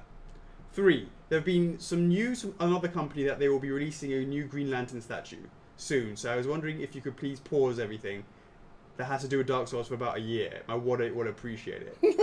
For about a year. I can do you about 350. 350. Alex Pachulia. I hate to go on about lore, and I appreciate that. Yeah, no, I appreciate that. Relaunch, go into production. It's been over 14 months since. Okay, I appreciate that. That's going to be on my to-do list next week. Sorry about that. Christoph Villas. The only thing I want to know is when can we expect a new 1/4 Metroid statue for pre-order? This year, next year, the Dark Suit. Well, the next one's going to be the Meta Ridley, and then in terms of 1/4 statues, I have no information on that. Why is there just 375 Silver the Hedgehog numbers? That's very low, I think, and I agree, and that's why he almost killed the line. But Sonic 25th is out there in collectors' hands. That's being well received, so thank God he didn't.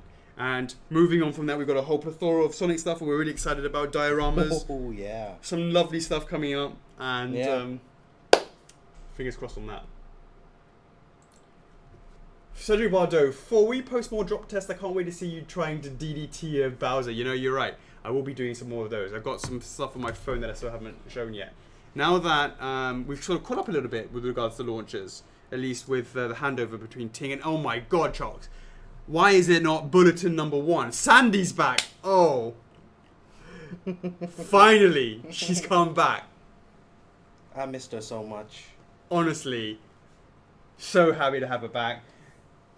The first day I saw her, she fucked off to bloody to Gamescom. ACG. Really. ACG. Yeah. Hi Sandy, bye. Yeah, you know, really. So finally, we can get some day one cards now, can't we? Yes, that's the only thing she needs to do. For next Tuesday. That's awesome. And she'll catch up with the rest later on. Excellent. Due time. Okay. Number 5. My life is on the line with this one. I must bet on whether or not Persona 5 announcement, not PO, will be made by the end of this year. Which one should I put my money on? How much are we talking? If you get me a little, if you throw me a little bit of skin in there, if you get me a little bit of that, we can have more of a discussion. Brandon O'Donnell, will Solaire from the SD line be shipping out sometime in August or September to the US? Solaire will be more likely regulars first at the end of this month, exclusives in September, in terms of leaving the factory. Giovanni Collimorio, after Warp Star Kirby, what are the next 3 pre-orders in the pipeline? It's can't say just yet, then yeah, not gonna say just yet, and then yeah, that one. We are still not 100% sure. We have a fair idea, but there are some complications. Complications. 2, is Spike selling? Yes. You know, when we do pre-orders, they usually last for about, from that Friday to the Tuesdays where the majority of the orders happen, and he did very, very well. You know, well over double, maybe even triple Saitama, and I haven't sort of checked since then. I think it's like this, like. All right, yeah. What is the status of Mugen shipping to the US? I don't know. What does it say on the trailer board?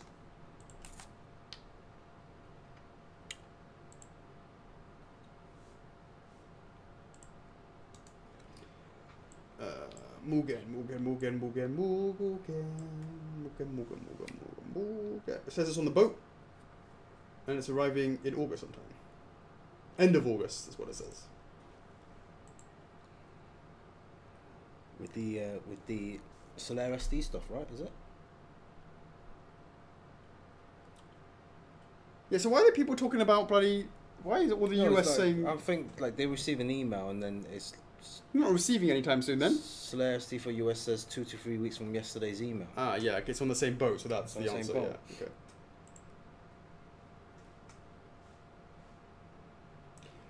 Have you ever thought about including pics of statues in a styrofoam on the website? I think it would be very helpful if someone needs to store or move them and doesn't know where everything goes. That's a great point, and I think we should do just that. I ask the production team to do those. You know, yeah. Alicia Lazure.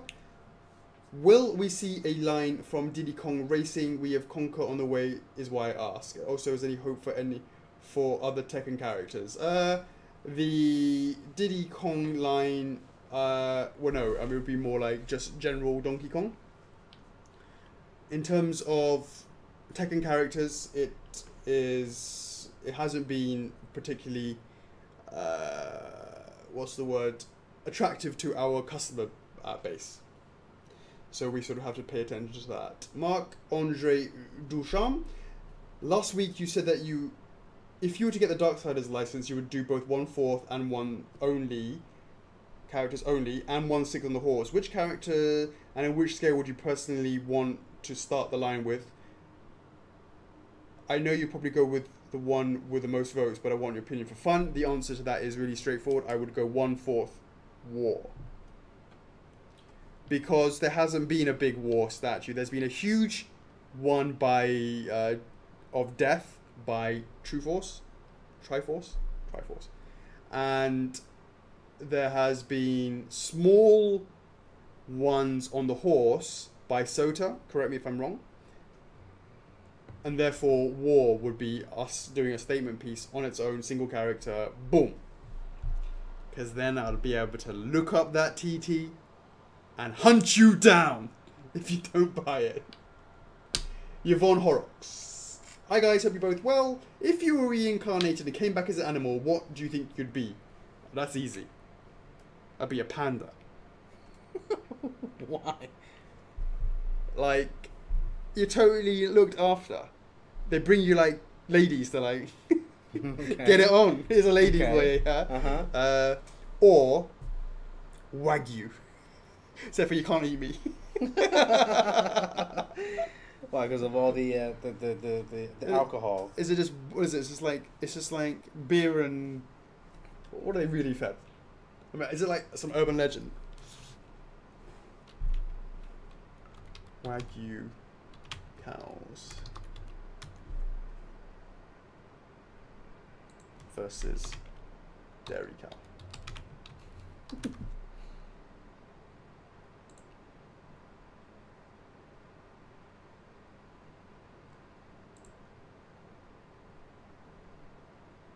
my god, so many types.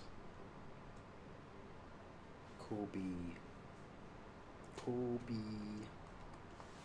They don't look like there's anybody massaging him.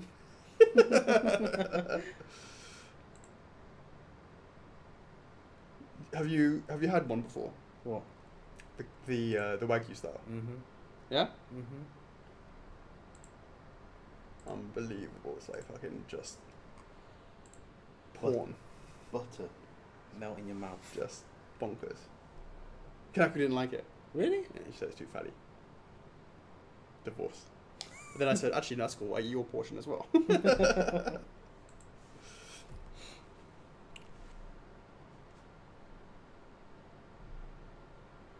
John Cowstub. Since the polls for Titans on Attack on Titan didn't do so well, can we get one for the Titan Killers instead? Ask this man.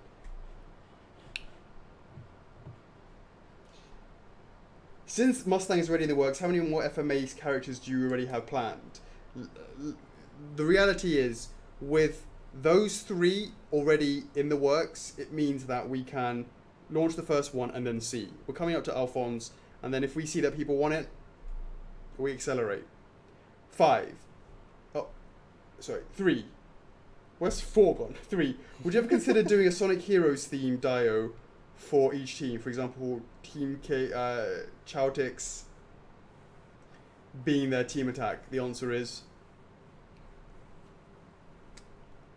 I hadn't really ever considered that, but you know, if there's enough demand. 5. Is there any update on taking the Pokemon license? Well, I mean, it's only been 7 years or 8 years. I don't know what update you're expecting. Unfortunately, there is no update. 6.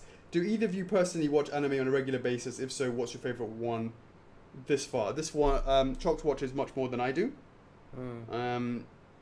What's the one you've been watching recently?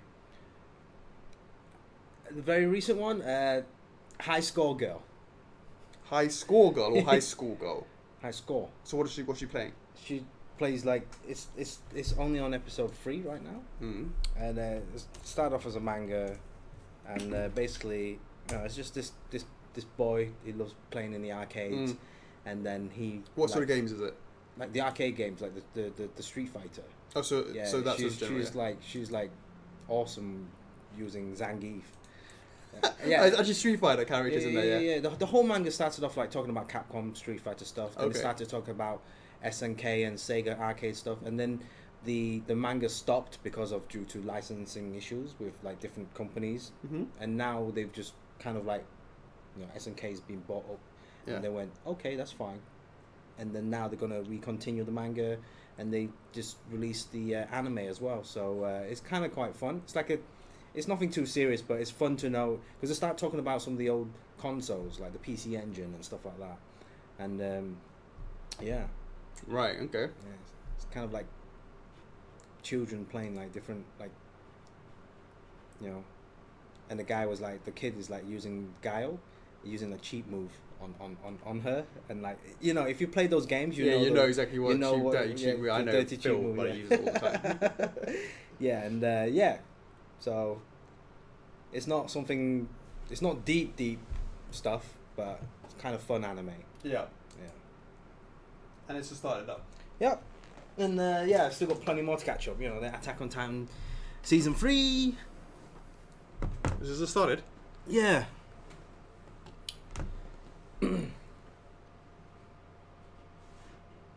Nice try, but that's not how you pronounce it. Just keep guessing. I'm sure you'll get it eventually.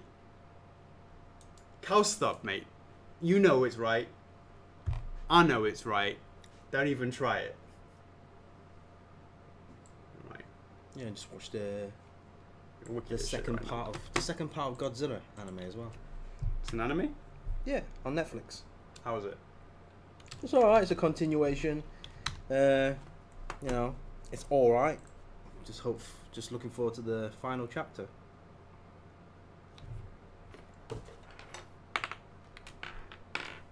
How to pronounce Cowstub?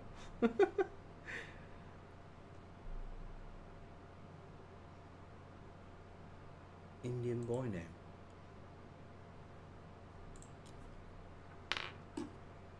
Cowstub.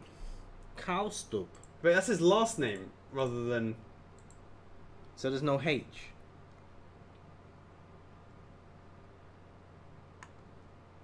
Wow. Cowstub. Wow. How have you been pronouncing it? Cowstub. Cowstub. Stub. Stub. Yeah, I was going. Cowstub. No, I don't know. Let me see. Cowstub. Yeah, Cowstub. Yeah. Done, mate. Done. You've been done, mate. You're done. Sarah Arrington, no hunting for the page this time. Got a few business-related questions. Oh, I like business-related questions. Remember that convention flyer post I made and Nikolai bumped about a week ago? I think I have no idea what you're talking about. I think an F4F fan crew at a local convention could help raise interest in the company and its wares. If the flyer had 3 to 4 profiles with pictures, you wouldn't have to worry about showing too much of the product. That is something we tried out with Nanase. Let me see. Let me see. Yeah, I think I remember she mentioned about that. I didn't see it. But that's just like a picture of a leaflet with just pictures of products.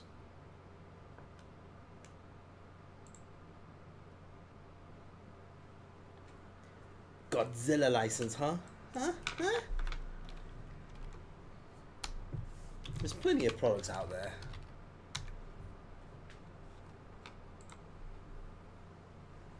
Hey Jessica. Can't find it. I think it was like within a conversation. Okay, yeah, but in terms of that, I mean, Anna, you tell us, how was it? It's kind of difficult, wasn't it? 2, how do you decide on the artist for a piece? Is there some sort of bidding process? Just wondering. Oh, we're at that point where we use guys that we've been using before, and therefore we know their strengths and weaknesses. Kind of basically how it kind of goes down. Since we're delving into classic anime, please don't overlook Slayers. Chocks, put that on your list.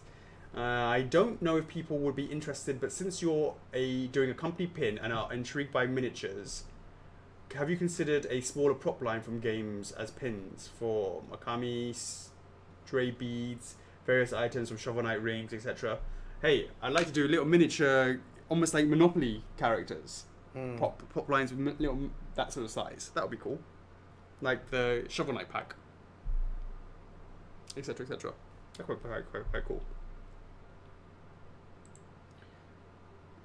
Does a gravity-defying Ninja Kirby still intrigue you? The answer is, if you guys want it, I'll be more than happy to do it. Yeah, I mean, I say I worked on when I was at Gaming Heads, I did that Titan from Titanfall. Gravity defying. It'll be a good sort of style for Kirby. Gabriel Gutierrez, what is the approximate date for Tekken Law PO? You didn't get this one. Oh, sorry, I missed them. Yeah, okay. Yeah, Kevin. Yeah, okay. Nice one. I need to go back and look into that. Shout out to Petulia as well, so I apologize about that. Also, what are the possibilities about getting a Tekken Jin X as an in-stock item? Possible. I'm really not sure about that sort of stuff. But I think can still waitlist them, I guess. But I guess if you want to wait for in-stock because you can go on a payment plan, that might be a reason to wait.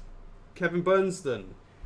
Thank you all for all the production videos. It's great to see you. What state they're in. You're very welcome. Now, hopefully a non-annoying question, but is there any updates on the validation error thing on Banjo-Kazooie? The answer is nope, but we don't need to worry about that until it's time for actually needing it. If that makes sense. So we've got like 7 months. It's on the list of things, don't worry, we'll be sure. Thank you for the support, and I'll be on the stream. Thank you for your support, much appreciated. Where are you, Kevin? Oh, he's there. You're right there, I saw him. Yeah. Yeah, he was there. Right, yeah. No, right there. There. Yeah.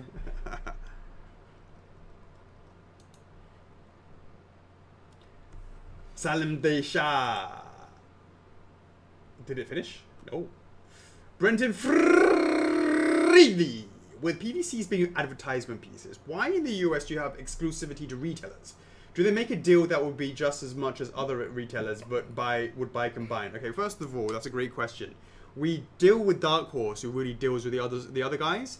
And usually what happens is it's usually an exclusive for a certain amount of time. It's only timed exclusive, which is why you would have seen Best Buy were the only places that had Breath of the Wild link until it then started going out into the other places, and I believe that will be the same sort of thing for other things moving forwards as well.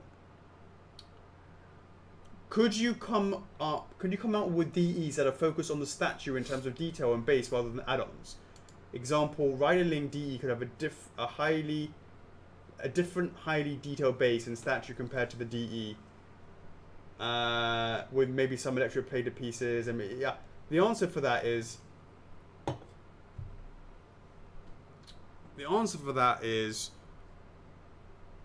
Yeah, we're testing that out. One of the DEs I looked at today is actually to do with the base, which was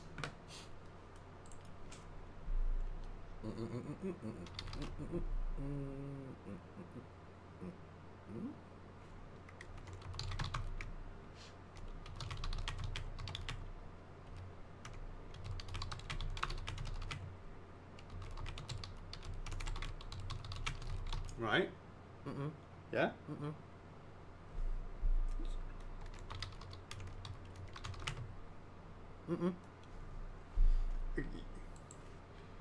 Do you remember that the...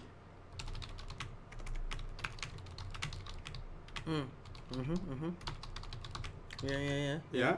Okay. So...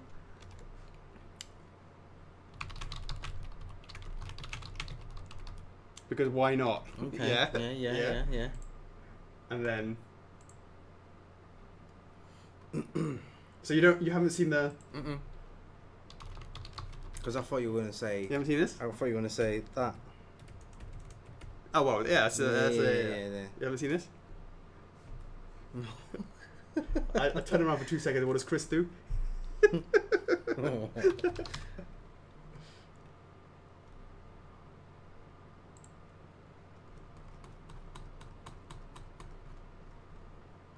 Yeah, you've seen this. Have I? Yeah, of course you bloody have.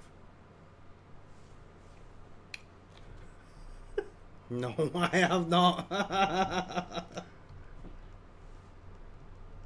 Probably needs to be, actually, now that I'm thinking about it, should probably be... Actually, now that I think about it. Kind of...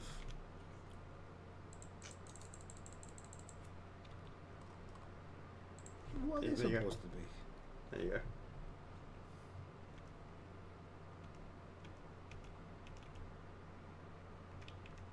What's that supposed to be? So this.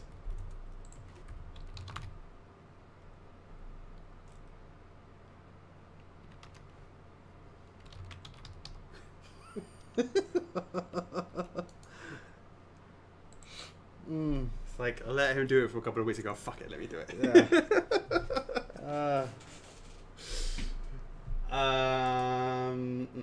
Why is it even like? Why is it?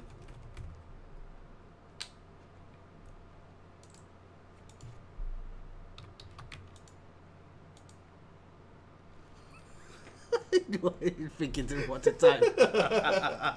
Why not? It's.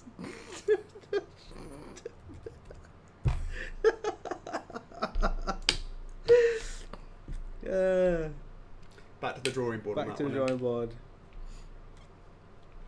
Any word on the change to the website, such as adding the name to the pre-order page, the order page, you have to click on each one. The answer is no news on that. It's so far down the line. I'm sorry, Brenton. I've seen you talking about it in the other clubs and all that sort of stuff.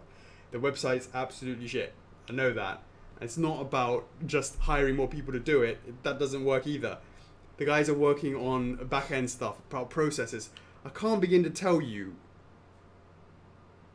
You guys have no idea how inefficient it is in the back end with regards to different people on different payment plans, taking at different times, production dates, how to track things. Things get left on in the warehouse for months because we don't spot it. That could have been converted to wait lists. We just don't have the ability to spot it. All these processes that you guys have no idea that's in behind them, that it's just mental. And we're sitting there paying money at the warehouses because we didn't realize that we could have converted it, and it's just frustrating as hell, and there's lots of work happening on that. The other thing is working on cancellations. When you cancel, you would have seen now there is things like a questionnaire that goes out, which is like, why are you canceling? Then it's going to be something like, well, because we've been scammed quite a few times with people just doing chargebacks, doing a cancellation. We give them the money back, and then they go to the bank and say, well, I didn't receive it, and then get more money back from us. Like, for fuck's sake, are you serious right now? So we're doing things now where it's going to be like,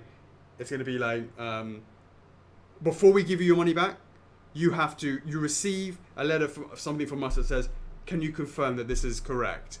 And then that you understand that this is the fees, and you understand this is what you signed up for. Once you hit accept, then you get your refund. And that way, if anyone then tries to charge us back again, we have evidence to go back to the chargeback company. And so, because they just like default will give the money back, we have evidence to contest against that. That's all this sort of stuff that we have to do in the back end. Gamescom comes along, we have to set all the stuff up for that. So much stuff that has to be done. Can we have a cloth sheet type material wrapping the statues during transit? The paper doesn't last very long, especially with the tape on it. It costs more money, but we can look into that. We need lots of Zelda LS props, and now they will sell a ton and fast. You're sitting on a gold mine. Things like the Ocarina Master Sword, you know, I so totally know. And we are bound.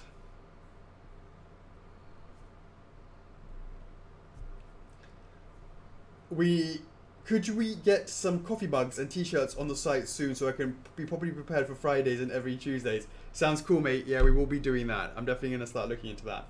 Robert Elliott, whose butt needs kicking to that one slow factory? I know, right? Ridiculous. Ronald Jacobs, now you can't make the blue Kirby. Is Shadow Fighter Kirby at risk? No, Shadow Fighter Kirby is much more likely than blue Kirby. Matt McCullough, is the Bayonetta statue in the design of Bayonetta 1 or 2? 1 for now. Christina Marie, any new updates on Midna? No, it's a bit early for that. Oh, you're talking about the box. There isn't.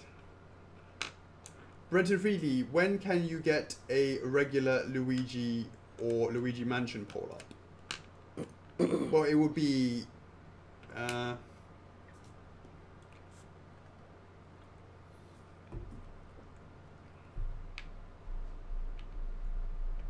yeah, okay, we can look into doing that. With TFM DEES being very large, are you considering that this edition size has its own numbering and not be included in the EX? The answer is no, because the next in the line would not work.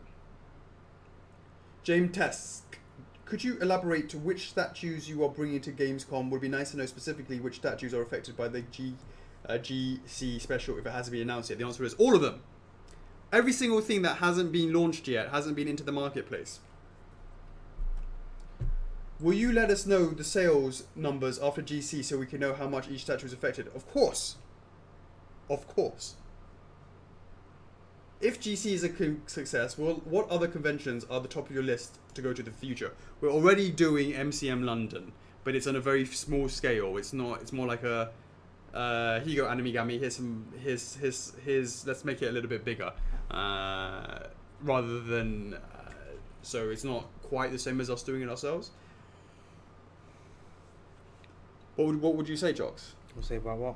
What would you say would be the thing to go to for a convention if Gamescom is successful? Well, the pack stuff, right? You're talking about games, right? Not anime, right? I'm talking about conventions, Chocks. Go through as big. I would like to go to Anime Expo, but most likely in 2020. We can't sell stuff on E3, can we? I can't remember. No, it's not anybody goes there. People go there. No, it's like one day open. It's like one day open to the public, isn't it? It's like 15,000 people or something ridiculous. Oh, don't know. Do they increase every year? Have to see this year. You know, and all the other stuff, pack stuff. It'd be nice to go to SDCC.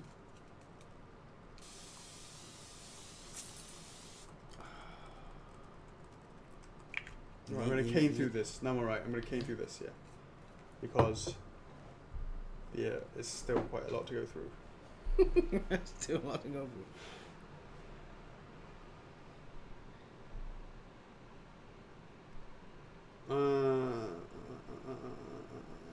E3 is open to the public all days now. How many days, Justin? How many days, Justin? But how many people go to it as well?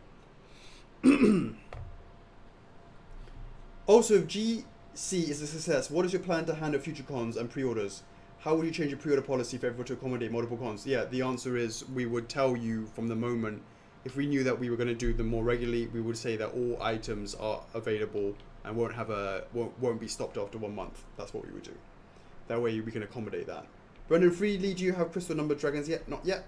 Randy Gerards, when making the pieces in the factory, do they make the entire edition size of one part of the piece, then start making the next, or is it done in batches?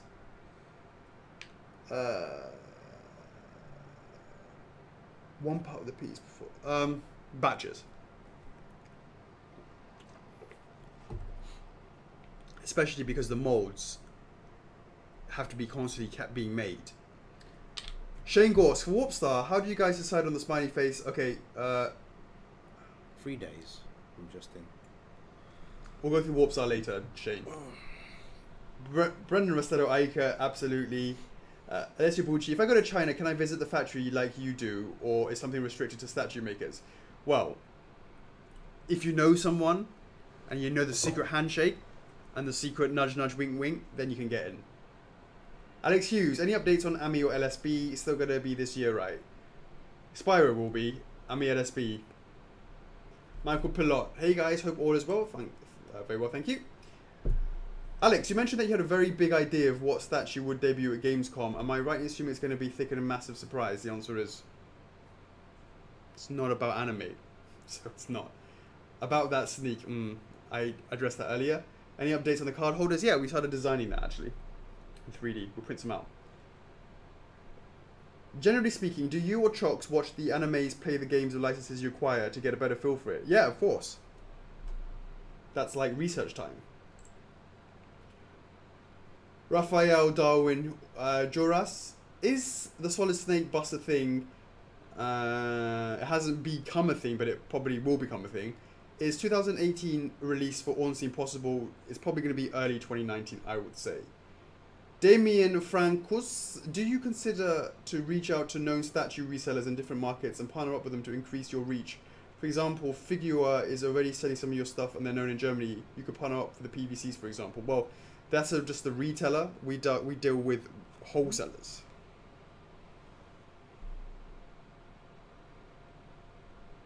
Yeah, alright John, so it's not very crowded. How about official community ambassadors for different languages? Those are going to exist with requests in languages that you are not actually supporting. This came up when I saw how me and a couple of others helped translate the leaflets for the GC. Well, you know, that's for sure. Usually if someone doesn't know the language, they post a question in the club. They actually get answers quite quickly. Hey Charles, Charles is on the stream. Wake up, Charles. That's what that spray is for. Are you looking all sleepy over here? I don't look totally monged out. You need a little snack or something? Huh? You need a snack? I need a snack. Yeah, like sugar rush. Sugar rush? Like, on sugar every like the whole day. Exactly. You're crashing. Stuff in here, man. Would you like the building moves a little bit to the left? It's stuffy, man. Get like a floor stand air fan. That's true. Been doing this for how long now? 81 episodes. Do you reckon we'll make won't it just be super loud? Get some quiet fans. Is there such a thing? Yeah, it's gotta be. Alright, you show me the world's quietest fan. I looked at the Dysons, they aren't fucking quiet. Oh, I bought this Me recently, and that's very quiet. Really? Yeah, but it's not like really cold, like cool. But at least you got some fan, you got some wind blowing. You should spray into that. Let's try it. Let's see if that works. You know how it is, yeah? Yeah. Nothing? No, it's bullshit. Well, do it the other way then. Wait, there's no point in just doing it that way, because you might as well just do it to your own face. Yeah, but just do it to your face. Yeah, just do it to your own face. You thought it was one of those aircon fans. It cools, it's super cool. Absolutely. I'll probably just sprayed all that dust on my face. Just cleaned it. That's absolutely right. Brendan Friedley, I remember you saying that Crash was about halfway through production. Will it release before Aku Aku? Yeah, absolutely. Michael Lai, hey Alex, so is ACG Hong Kong 2019 a thing? Yes, it is, mate. Make sure you're there for all days, and try not to wimp out after like the second day. We'll make sure we get a Japanese booth babe on the base to keep you awake. Yeah. Yeah, we'll put the booth right next to the stage. Yeah, exactly.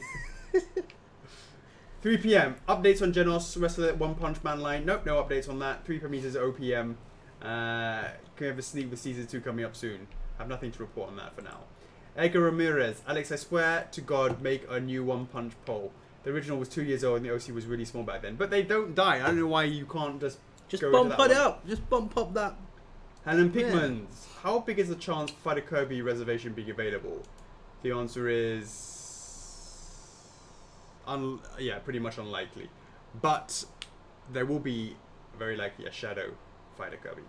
Tobias Benz. How long will Mimic be available during Gamescom? Only on Gamescom days or regular pre-order days? So Mimic will be open for the entire... You know, you buy the pack, and as long as you redeem it by the 31st of December, that's fine. That's what you need to do. So you just, you just buy a pre-order pack, and then you pre-order when you want. All the information, all the instructions, they'll be inside that pack.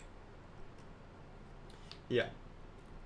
The B. Now that Spike has been a big success, in order to release the remaining 3 members of the crew about 5 to 6 months apart, wouldn't development for Eda 9 have to start pretty much soon? No. Yes. Wait a sec. So 5 months for thingy. Well, I've got like 10 months to get out Faye, right? I've got 10 to 12 months to get out Faye, right? And that's no problem. Yeah. Therefore, I've got another 18 months. Yeah. You've got 18. No. Maybe. Nuh-uh. 2. When Alucard launched in March, you said the Dracula would probably follow 5 to 6 months later. That would be this month or next month, right? The answer is, makes sense to do it in October. 3.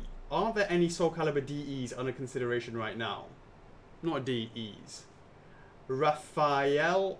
Well, it's almost like the exclusive is the DE, if that makes sense, because the regulars are cheaper than the exclusives.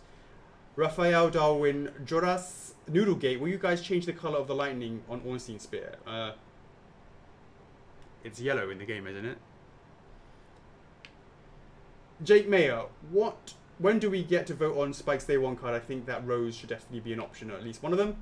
Over to Sandy. 3 p.m. Here I am asking the real questions. When will the order page say the name of the statues? How high is that on the list? Oh. Pretty low. But... But it is on the list. It is on the list, but yeah, the possibility of hiring third-party people to do it might mean that these sort of small bugs and things can be accommodated.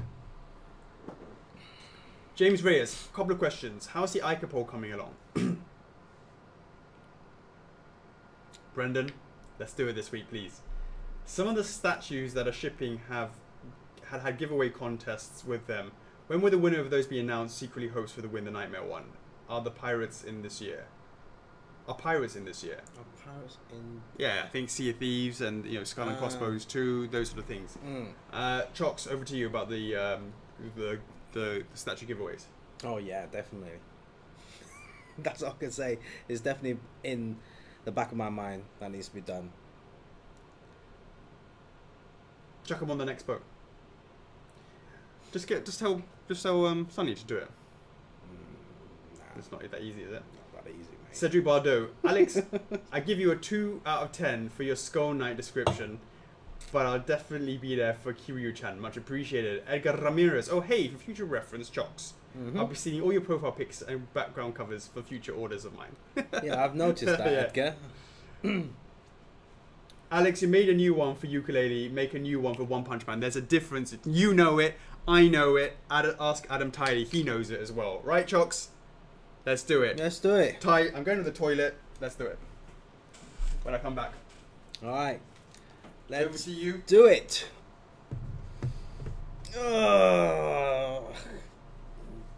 Alright guys, are you guys ready?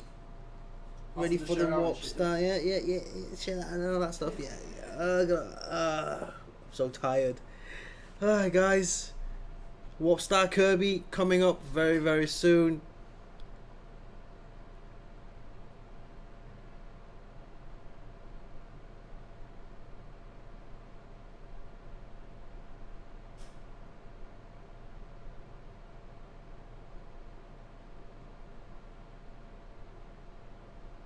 Jake, what are you excited for? Hey, Alex Petula, did he answer it on law? I believe he did. It is, Nanase. It's Warp Star time. No who dat this week. So yes, we're gonna jump straight into the reservation for Warp Star very, very soon.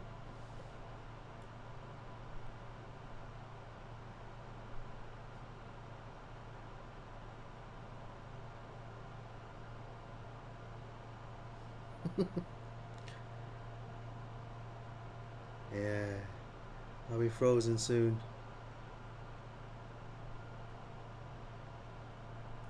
Is that right, Gabriel? Is that what Alex did? He read the question, then he moved on to something else. Can't be.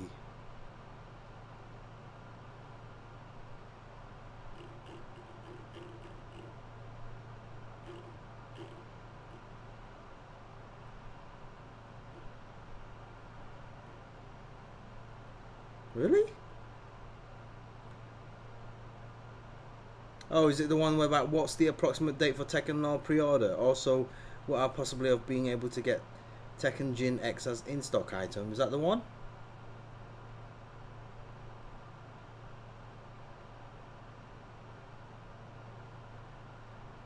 I'm so glad this is my last day of work, so no one is giving shit about me watching the stream. Oh, so you found a new job?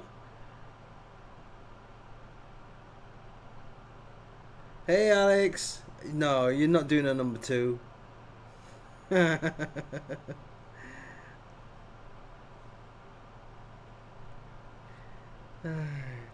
You better wash your hands when you get back.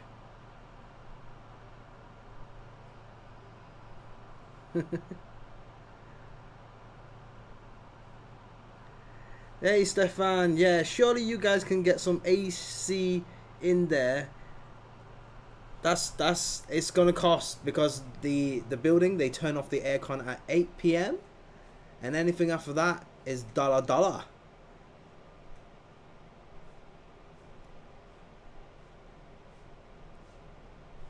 Not yet. Well, hope all the best in your new job. Genos 3 PM goes, Genos info, come on.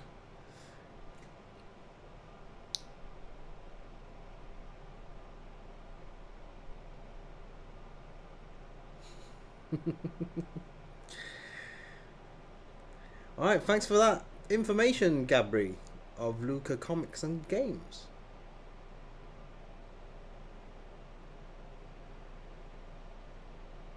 So guys, you guys ready for Kirby? Edgar Ramirez. I don't know how I feel about Alex touching Kirby with his filthy hand. I mean, can you actually see my comments coming up? Yeah, I saw your comments coming up.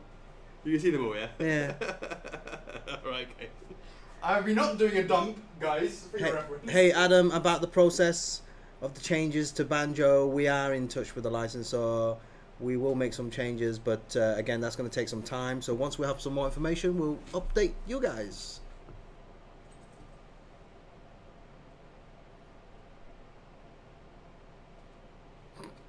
Larissa's trying to eat lunch.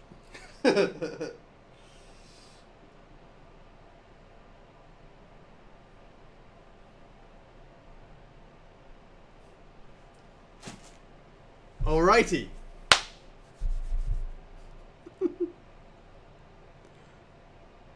Someone's sitting in the store next. There is absolutely nobody here in their right mind at 12 a.m. On a Friday night in the office. Or in the toilets. In the toilets. And the toilet aircon is off as well, so that toilet in there, you don't want to stay in that toilet for too long. There's no fresh air. That's not when you want to do a number 2. Yeah. Trust. You get the tape out to measure your poop. Let's do it, Chocks. Alright, let's do it. Come on, guys. Where's all that 500 Kirby fans? Everyone's been asking for Warp Star Kirby for God knows how long, since before we even launched Fighter Kirby. Boom. Alright. Let's do it. Alright.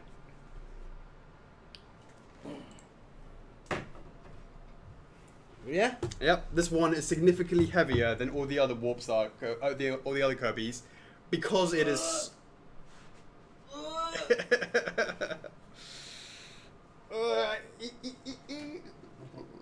Yeah, okay, yeah, that makes sense, yeah.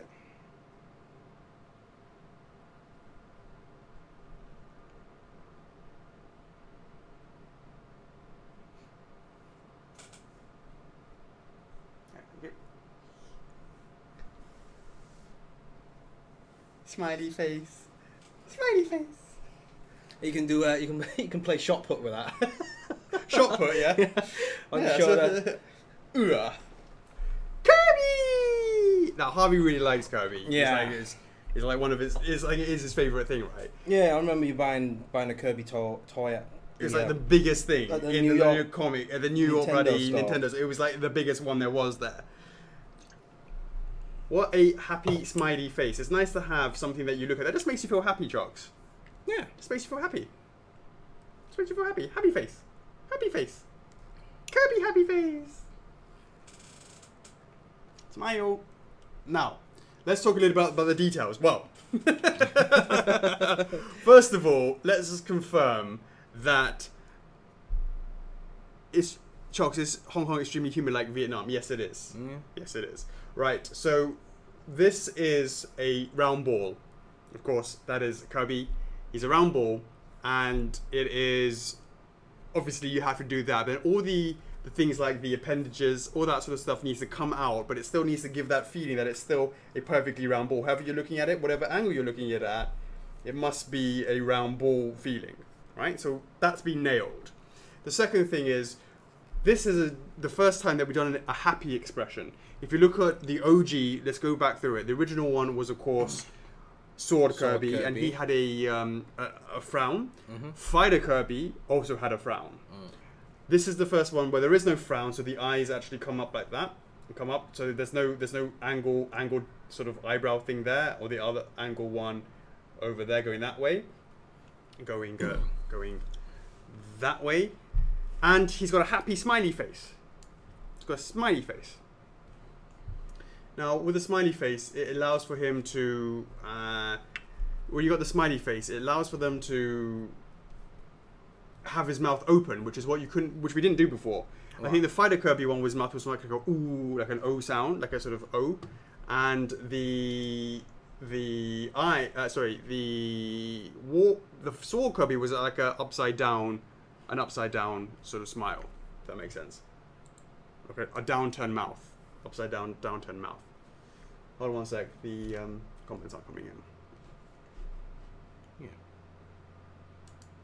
Are we still streaming here, Chocks? Oh, it's so slow. We've still got internet. Are you still there, internets? Hello.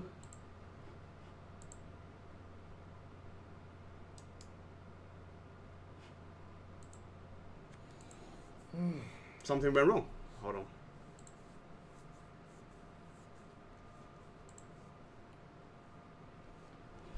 Internet. Ugh, come on.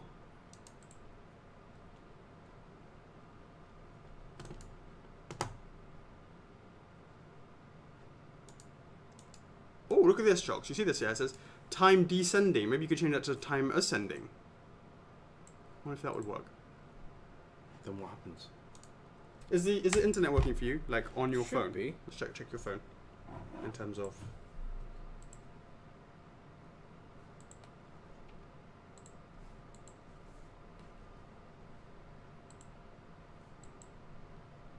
Yeah, it should be working. Are we on stream? Sorry guys, there's something wrong with the feed. Let me just try.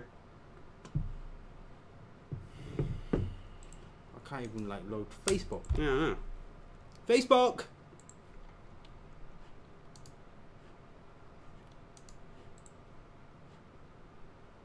Yeah, let's close Firefox. Try it again. What? What? Oh, something. You can go to first like Facebook, but you can't go to first of figures. No, I can go to other sites, but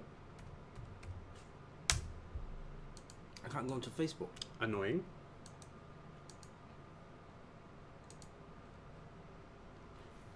Check it on the phone.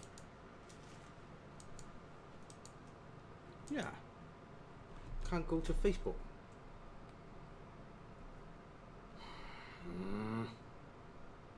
Michael Lai says, can see us, guys. You can see us? Yeah, but I can't see anything. But the chat is not working. The chat's not working, yeah? What? Come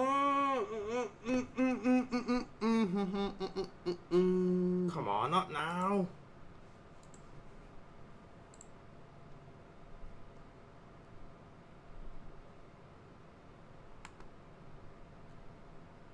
Even in Chrome, it's also. Is the club even coming up? Hold on. Why is it a black screen? It's a black screen. Yeah? Stream is okay for. I can't see anything.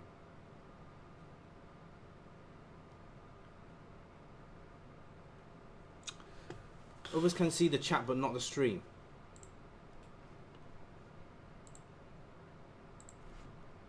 Can't even get into the groups. Hey Adam, what do you mean stream is fine? Can you see? Can you see us or?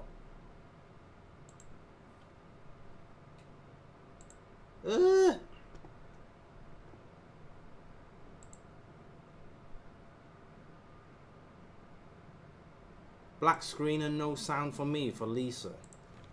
Facebook down. Adam says he can see us and hear us.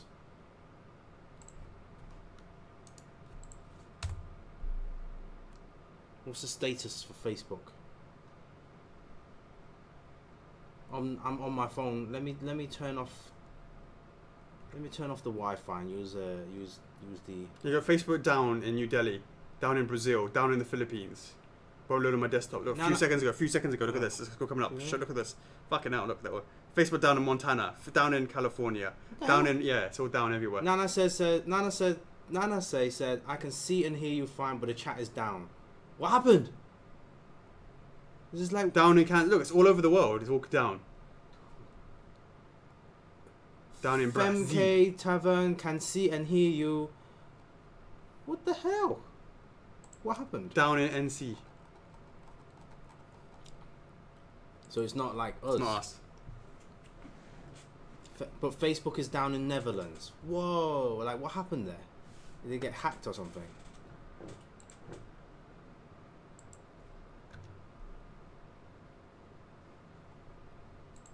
Like, you can't even get into the groups. Not the best time to go down. Adam Tilly, I can't access Alex's Facebook, so yeah, it's down. But the stream is fine, so carry on. It's not fine. You guys can't even see the Kirby. Well, apart from Adam. It's like, yeah, it's fine. Facebook. God, this sucks. News. Uncle Scab says, not down here.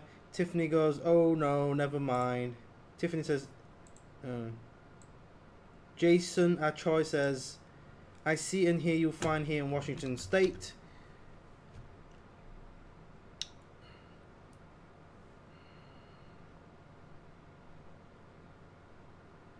Facebook is definitely down, but the stream is still going for me. That's Jessica. What the hell? There's loads of comments, just down, down, down. Down, down, down, do, do, do, do.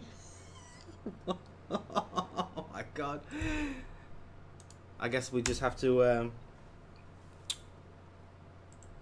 sit through it. Down in Finland, down in Alabama. Why don't you type it down? Down in Hong Kong.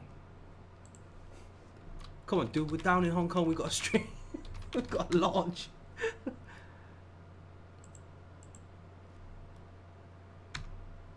How do I sign in? How do I? Oh, you got to sign in? You got to log in? Yeah. Log in with Facebook. Facebook. You can't even log in. Oh god. Wow. Wow. Check that out. I've seen like guys are like David, Michael Lime, 30 other people watching with you. Edgar are watching with you. Joanna's watching with us. Catherine, Lisa Wyckoff watching. Ricky, Underdog Powell, Andres Palowitz, Travis Green, Lauren. Yeah, everyone's watching with us. But what's going on? It's perfect time for Who Dat. Yeah. Oh, a typical launch for us. This is not on us. This is not on us. Oh, you go. Down in Hong Kong, says Scott. Yeah? Yeah. Mr. Scott Chung. He's representing Hong Kong. Hong Kong, yeah. Massive hack, do you reckon? That is weird. But Adam says he can see us. It's just the chat that's not working for him. We can't even get on the actual stream, and we can't even get onto Facebook anymore. Yeah. Jake is watching with us. Claude is watching with us.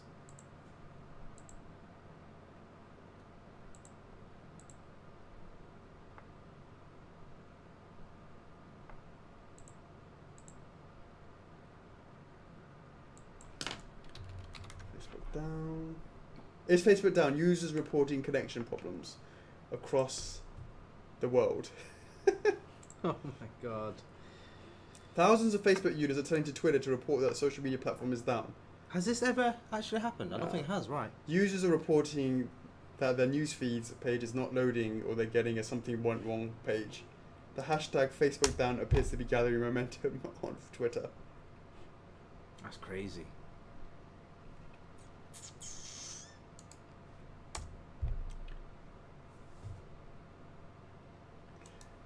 When your Facebook is down, you run over to Twitter to make sure it's just not just your account. Ooh, what was that noise? Just my phone.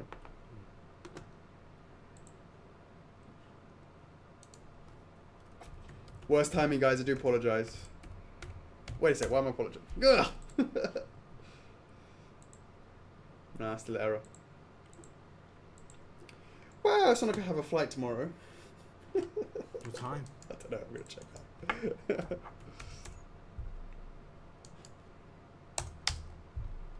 Tyler, Facebook down, stream still good here though. Oh my god. Do you think we did it by accident? We did it. Yeah, by showing Kirby, showing Warps that Kirby crashed the internet. Kirby ate Facebook. So What's you- the plan? oh, you I don't know what's the plan. What's the plan then, guys? I don't know. Are you seeing some things? I'm not seeing anything. I'm on the mobile. All I see is the loading icon on the stream. Tiffany Rose. I was afraid I did something wrong and got banned again from Facebook. Glad it isn't only me. See, I see guys are still typing in the chat, but Right. I guess not many, because some says it's not working for some others. Ugh. Alessio Bucci.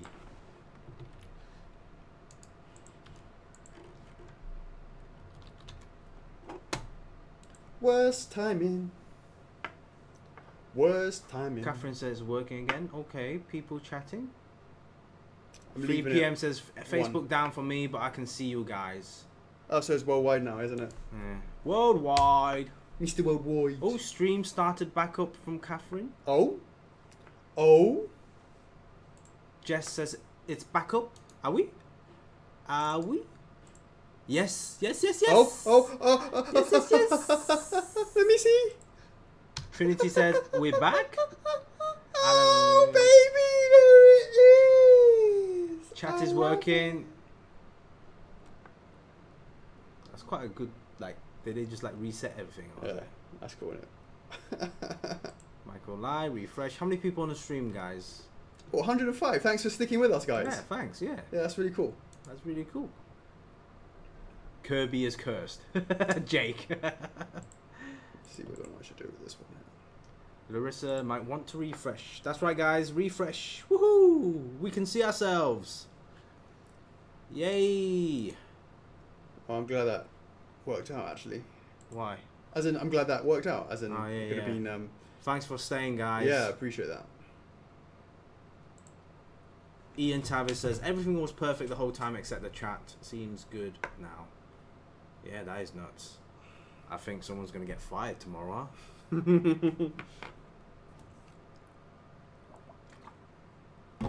All right, is everybody watching can now see it? Is everything back to normal for everyone? Yeah, let's wait until everyone's back. Hey, Valerie. Valerie can see us and hear us the whole time. It's interesting. Yeah, interesting. Should have picked my nose then. It's like what does it call it? Infinity War, right? So half of the Earth has been muted. And Spoiler? Who's spoiler? It's not a spoiler now. It's been out for ages. The definition of ages can. You've seen it. I've seen it, but I'm just saying. Yeah, don't worry, man. All right. People get it. People who's been collecting. You've been seeing all those memes out there, yeah. Your money fading away. Yeah, but it doesn't imply that it's.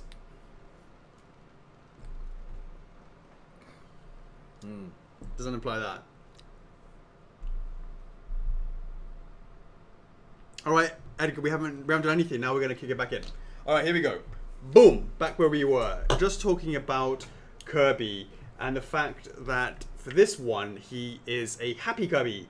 If you look at the previous Kirbys, we started off with Sword Kirby, and then we did Fighter Kirby. Now Sword Kirby had a downturn mouth, and Fighter Kirby was a O, like an O kind of shape, and both of their eyes were angry with the eyebrows like this, right? So yeah, exactly. And this one though is not. It is a happy Kirby, which is really, really nice to do that.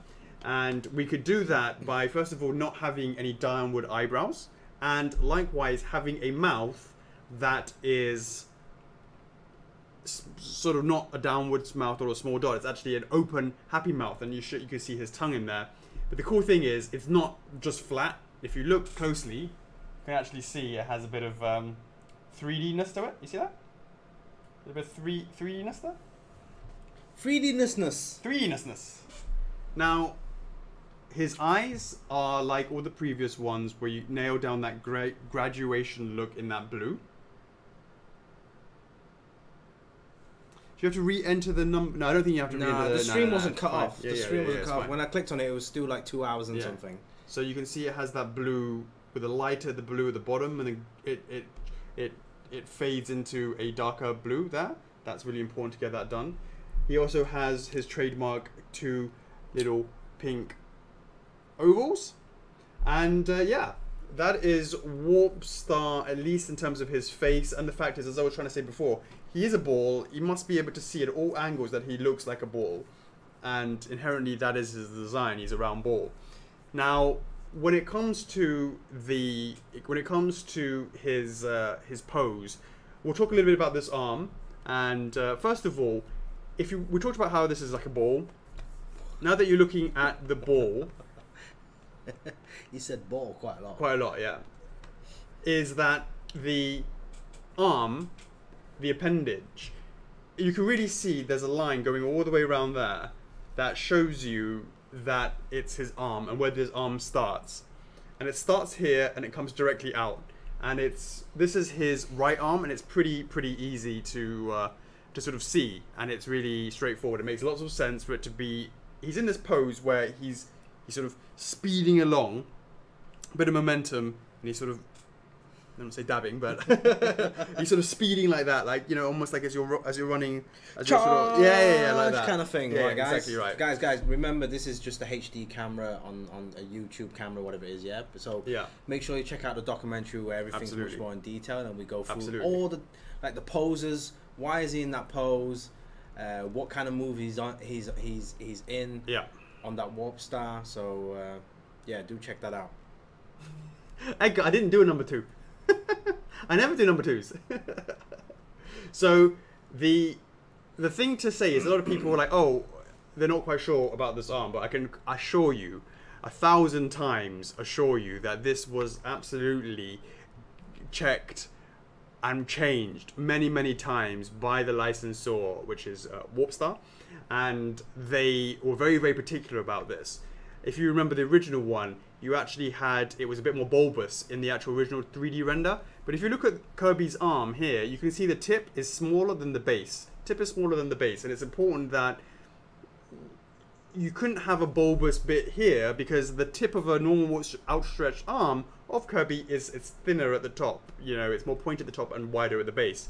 What's important is to match is the thickness over here. The thickness here is exactly the same as the thickness here. The same as the thickness there. So they totally match in that regard. Now, as you know, Kirby is what? He's an amiibo. He's an amoeba. Single cell amoeba or whatever it is. He's very malleable and he's jelly-like. And it had to make sense that when you stretched this arm, if you imagine this was his arm and he was trying to bend that forwards, it would make sense that this part flattens against his body. It flattens against it, and then this the tip comes round, and that's exactly what's happened here. You don't see that distinct line here. You see there's a distinct line here? You don't see that because it's been stretched. It's been stretched. It doesn't make sense to have a carved line there because it's not like it's coming out directly. It's being pushed and it's having a very smooth way that it comes out and goes across like that. Comes out like that.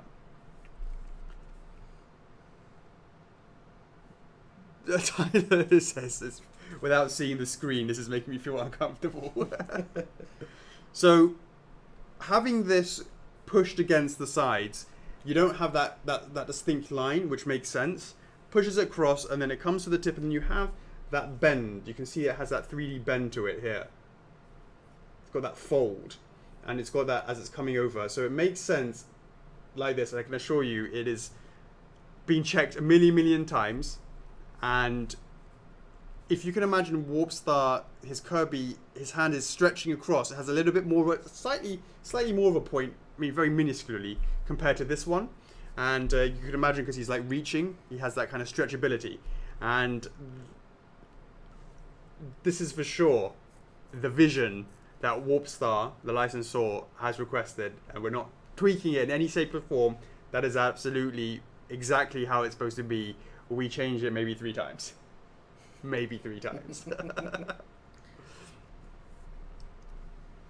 So,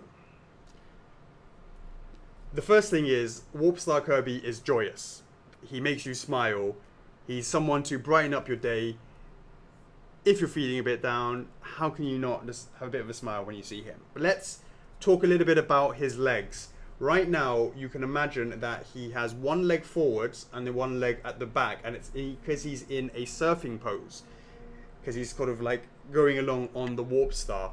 We will talk a little bit more about that in a minute, but before, because it's pretty heavy, before we show the base and how that all that works. No, I think it makes sense to sort of do it with it on the base. So Chocks, let's do that. Yeah. Yep. All right.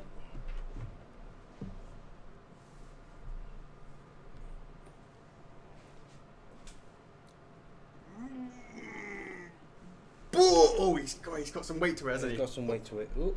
That wasn't me. Hey, you revealed Jet's one, so... I didn't review anything. You bloody did. That was a very nice announcement. That's an early announcement. It's a nice announcement. He always like. I just saw it on the street. It was like. All right, check this out, guys. Oh, it's bloody heavy. Hold on. Let me hold it. Right, Jeez, I'll hold it. There you go. Heavy. Put it down. Put on Kirby on it. Yeah, put it. Be careful how you put him in. Yeah. Might be easier that way. Yeah.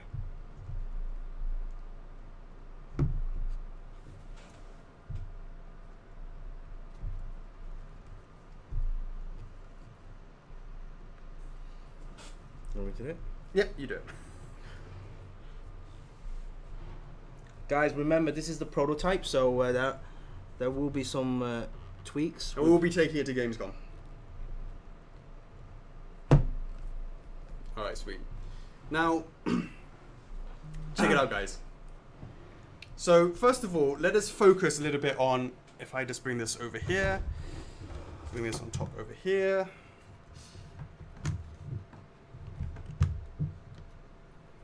Get this over here. Hopefully nothing. All right, this is perfect height. Okay, first of all, this is Warp Star Kirby, and he's going straight forwards. And as you know, as we just said, he's leaning forward like he's surfing. Now, one of the things about this is it's a statue, and you're trying to convey speed and movement. Speed and movement, and you do this by, if we turn this like this. Look at this. Look at the. This is really important. Look at the angle with which which Kirby is going. Now, if you imagine a helicopter kind of goes upwards like this, and all those who play GTA or anytime you've done any, what is it, Attack Airwolf or whatever it is. Desert Strike. Airwolf as well. Airwolf. Pretty sure, yeah. All right then. Yeah. When a helicopter goes up, the way that you go forwards, it doesn't go like that. It tips. It tips forwards and then you go forwards. That's the movement of a helicopter. And the same principle is with the Warp Star itself. Now, if we had the way that Kirby's standing on the base, Kirby's standing on the base is that it's tipped. He's tipped forwards the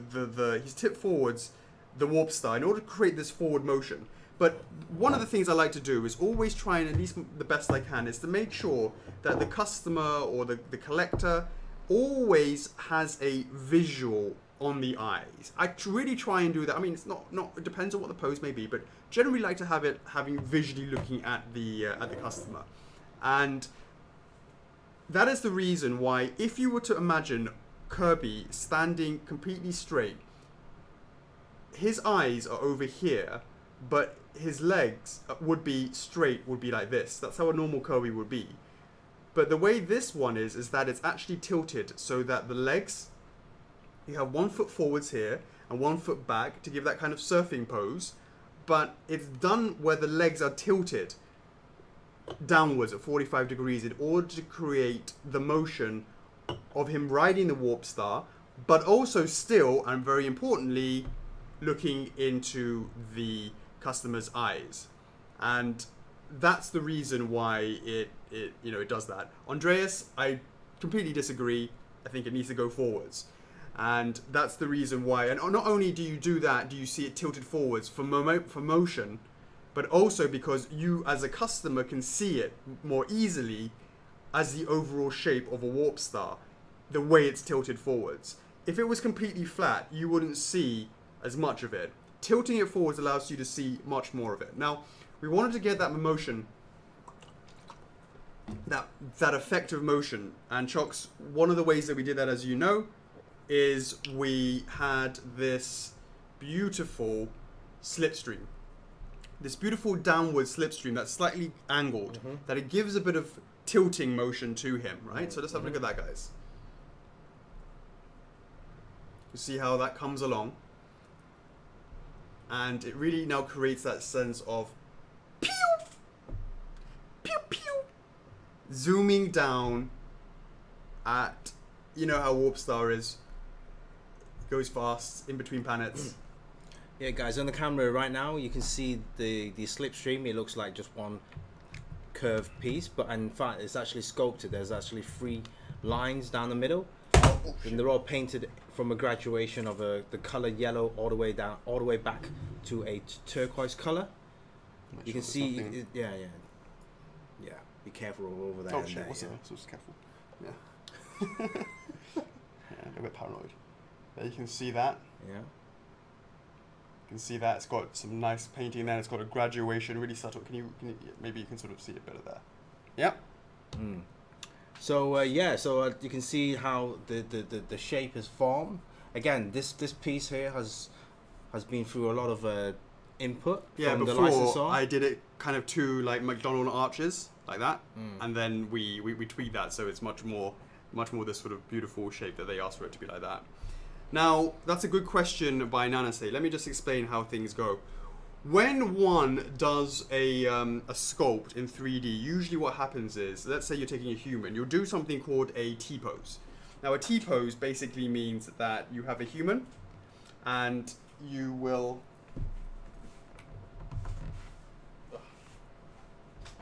You have a human and he'll stand like this, and he'll stand like this, both arms, like a T. And what that allows for 3D guys to do is to sculpt one half of the body, and then it's perfectly mirrored on the other side. Now, as you guys know, humans are not symmetrical. Certainly not in faces, certainly not in abs, certainly not in muscle groups. There are slight differences that allow for more realism by having a little bit of asymmetry. A little bit of asymmetry allows for you to not make it look so unnatural. So when we started doing the base and we took the clouds, the cloud shape originally was done in a way that it makes sense that there's parting at this point. We want to show the front of the warp star. Then this sort of part, as you're splitting it up, it makes sense for it to be spinning out the way to allow for it to be moving. However, that's where it ends. If you start looking throughout these, yeah, I mean, it's a cloud base, but if you keep looking at the way it keeps going, it is not symmetrical. But it's visually, it's symmetrical in the sense the way it comes out on the sides and that sort of thing. That looks relatively in proportion, but the way that the clouds have been made are different. So, you know, this shape over here and, you know, this one is over there. You can tell. There are different locations. You can tell straight away from this third cloud here, right underneath it. This one, this and these two, and then the other side, right, is totally different already. Right. Absolutely. So if we keep going around, there are definitely different shapes going down over here. Maybe if you look from the back, it's a sort of way to sort of see the symmetry, the asymmetry. It's completely different. You know, in there, that aspect is all completely different. That's right, Nanase. It's definitely something that we wanted to make sure we didn't. Otherwise, that doesn't look. It looks. You know what I'm talking about. You've got a bit of a. I mean, you obviously are 3D guys, so you know what's up. And yeah, I wanted to definitely have that asymmetry. That's really important. So yeah, you know, going back to the Kirby itself, how do we create a sense of speed, a sense of motion? Well, of course, that is, first of all, he is in that. He's got his arm back. It's like he's like on a skateboard, you could say, or surfing. You can get that feeling.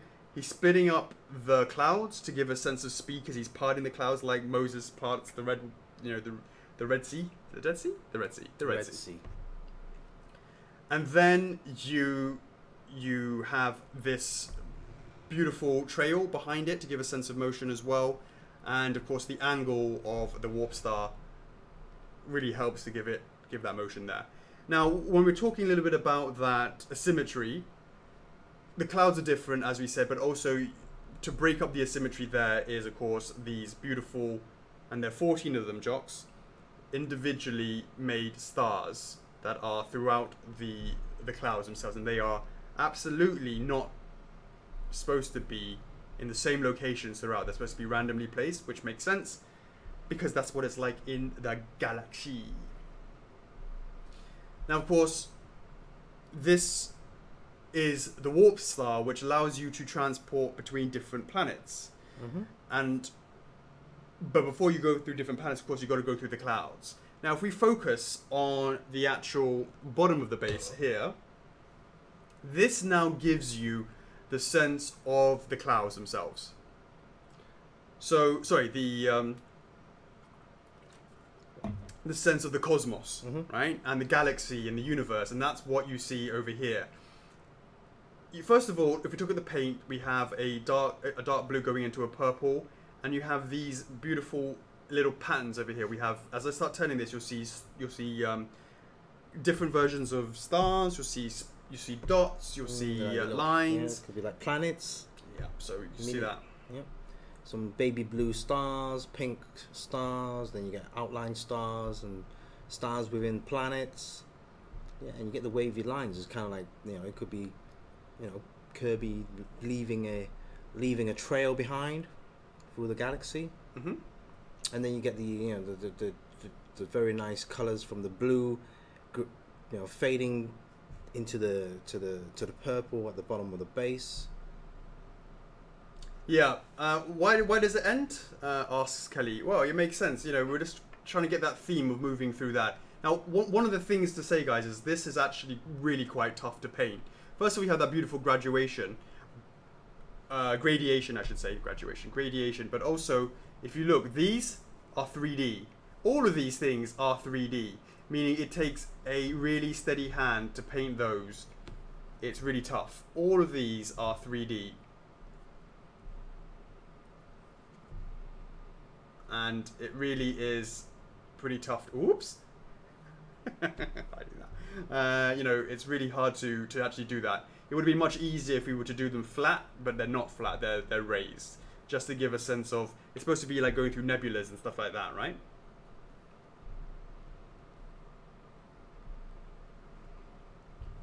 Oh, Catherine, you like about things out of space? Yeah, I mean, it's definitely wanted to incorporate that. So as I was saying before you go through the planet, through the cosmos, you got to go through the clouds, and then you get to the planets. Now, if you look at all the other Kirbys that we've done, it's the same sort of idea where the bottom of the base and the top part is slightly, you know, is bigger. But with Warp Star Kirby, this top part is significantly bigger than the others. Kirbys are exactly the same size, but this part is much, much, much, much bigger than the others. The bottom part is exactly the same.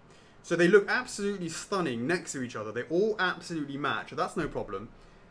Just this top part has that sense of had to have the clouds for it to be parting, opened up, has that asymmetry, gives you that ability, that feeling that it's not a massive footprint, you know, it's just sort of on all sides, but it really helps to give that sense of motion, and that it makes sense to have the you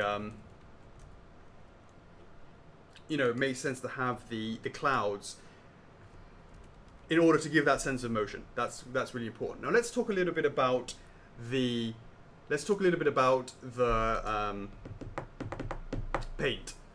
The use of paint is actually been quite specifically thought about. When you have a rather, I'll call it at least bright and colourful design, you need to extra consider all the points of paint to make sure it's justified and make sure it adds something to it. First of all, Kirby is Kirby. There's going to be no changes on him. That is his color, that's his feet color, all exactly the same. That's normal. The white of the clouds actually has this beautiful, throughout all of that, blue shading that goes all the way through. That's kind of subtle. You could probably pick it out on the camera. It's not a very good camera, but you know, you can see there's blue shading all throughout each and every single cloud, and there's a lot of clouds that it's going through.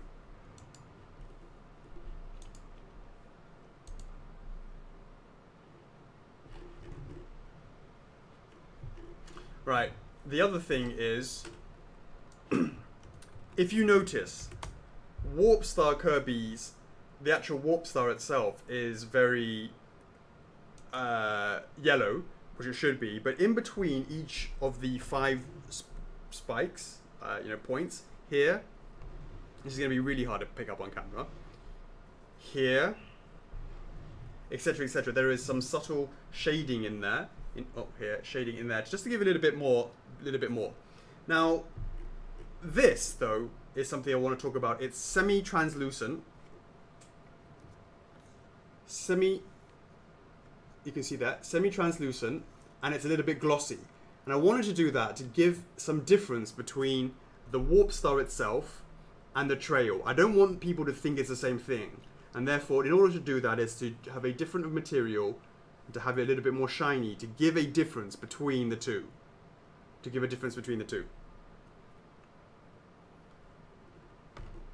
So that is definitely one aspect of separating the warp star from the trail.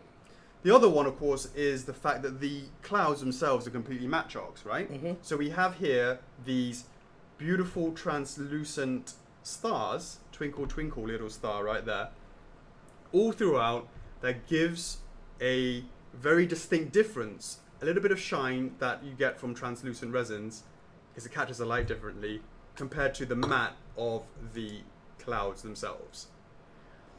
That difference between the two really helps for the shine or the translucentness to pop out just that much more against the matte of the clouds. Matte of the clouds.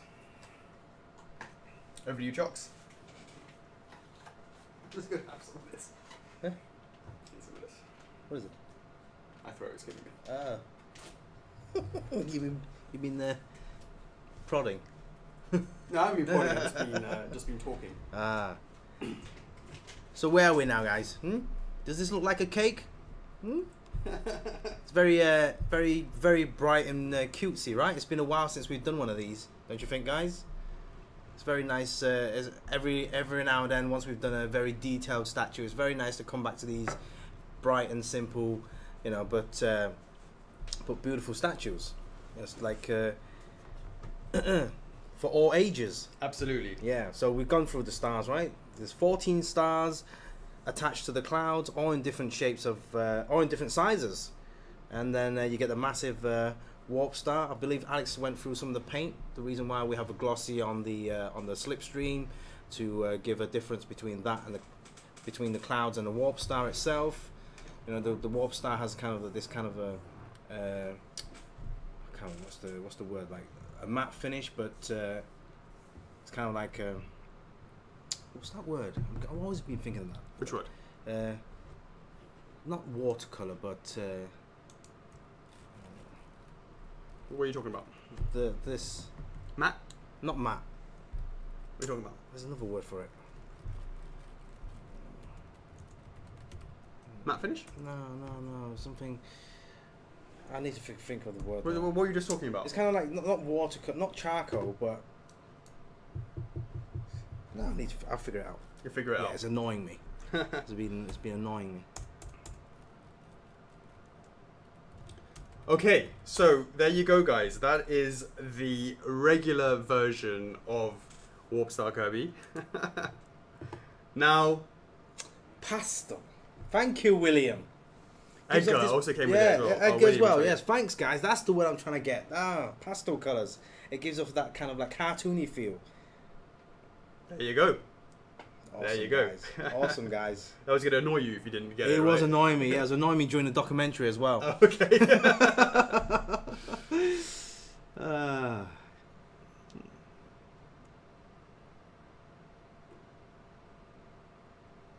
Okay, so this is Warp Star Kirby. It's the regular version.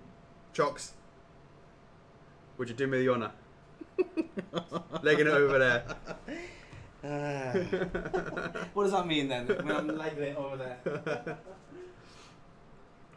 So yeah, regular, comes with the Kirby, comes with everything. This is what you see, is what you get. This camera is really good in like changing, and it does a really good job. Does what good job? The camera does a really good job of taking into account. It's like black, you see that, yeah. Sorry, yeah. In 3, 2, 1, boom! Oh shit, that looks good, doesn't it? It looks good on the camera. Boom! Oh Jesus! Ba-bing, ba-boom!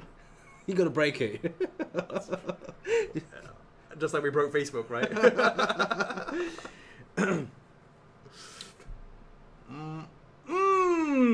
A Warp Star Kirby exclusive. What a beautiful glow this is giving to Kirby underneath the Warp Star itself, glowing really uniformly. I can't sort of see how it looks on the camera. It's nice and uniform glow. You don't actually see any individual LEDs on it. It looks really, really nice. And of course, the way that that glow works off of the back of this is really, really nice, because of course it's a bit of a gloss and it has that lovely reflection going across over there. Every one of these stars, check it out. Oh man, no, look at this. This would like be awesome for a kid's bedroom. I agree. It'd be great on as a bedside lamp. So cartoony. They've done a great job. I mean, it's a round ball, but they managed to create this amazing thing with it. It's just really, really good. It's a very, very cute world. I mean, like you know for sure that, you know, it's like you instantly recognizable. It's like you instantly know it's a Kirby level. Yeah, absolutely. It's very Kirby style. Yeah, I agree. Look at that, guys. The comments died again. Did they? Has it? Just checking. Refresh. Just to make sure we haven't killed again the internet. No, it's still there.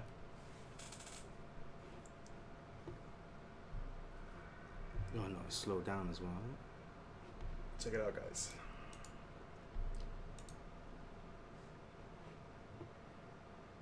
Oh, hold on.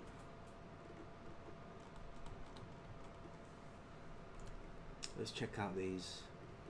Ooh, yeah, I missed out a few comments. Yeah, because it was, so it's because of the hearts that are coming up. It basically stops the internet. Nice one, James. You got it just at the right time. So yeah, guys, this is really a beautiful, beautiful piece in the Warp Star Kirby line, no doubt. Sorry, in the Kirby line, it looks really, really good. It's done it's really complements the line really, really well. And hopefully, for those guys, because Chocks, we were thinking a lot of people might actually only have one. If they're going to get one version of Kirby, people were saying they wanted to have it as the Warp Star Kirby as opposed to any other power-ups. Hopefully, those that were in that position see this and is happy with it. That's right.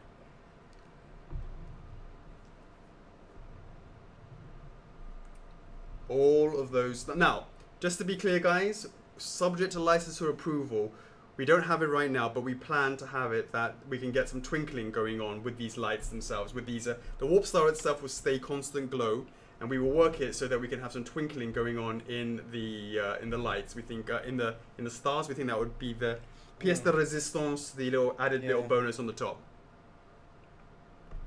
So it's a little bit, what do you call it? A little bit, the lights themselves, right now they look a little bit harsh. Maybe we could add, like, make the stars a little bit more frosty or something? Well, I mean, what I could do is maybe, first of all, it's the depth that you put it in. The second one is, it's white light, we might make them yellow light. We'll have to do some tweaking, but we definitely want to work on that, at least in terms of the pulsing effect as well. Yeah, so guys, for now, there will be a always on mode for the mini stars, with a potential of an animated mode on that, depending on depending on the licensor approval. So hopefully we can get that twinkling effect. Yeah. I'm not sure if I want it completely frosted because, as I said, Nana say, I like the difference between the matte of this into this. Look, I definitely want to see certainly the effect after it's got the twinkling effect going on as well. But yeah, I also think the color of it needs to be slightly changed to maybe to the yellow, and we'll sort of see how it goes. But yeah, you know, this is hopefully what you guys are waiting for those that just want to have a single Warp Star, you know, a single Kirby in your light. Chocks, should we just turn on the light as well? Yeah. Yeah, let's turn on the light. So we turn the lights back on. Yeah, turn the lights back on so they can see it in the day how it sort of looks. The camera's really good. It kind of changes with the light.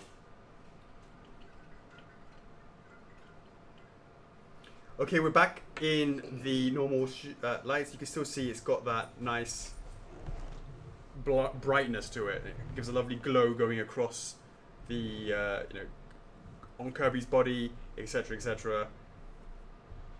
Nice little piece. Nice little piece. Now this is significantly heavier than the. Get myself a full body workout with that, mate. Kirby's just eating. And yeah, so Chocks, do we do the measurements and sizes first, or do we show the video first? Let's do the The sizes here. We never do the measurements and stuff. Yeah, we do. No, no. No, we do. Yeah, you normally say it. What? The measurements and stuff.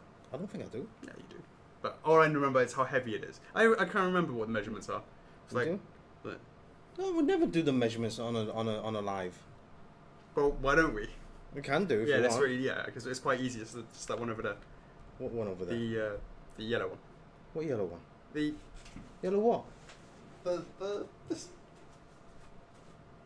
Yellow what? Oh, that one. I've got it on paper. Oh, well then. Yeah, that's what I'm saying. We're never doing the measurements. Oh, then that's what we should do. Why bother watching the documentary, guys? Might as well just do the documentary now. Well, we are doing a documentary now.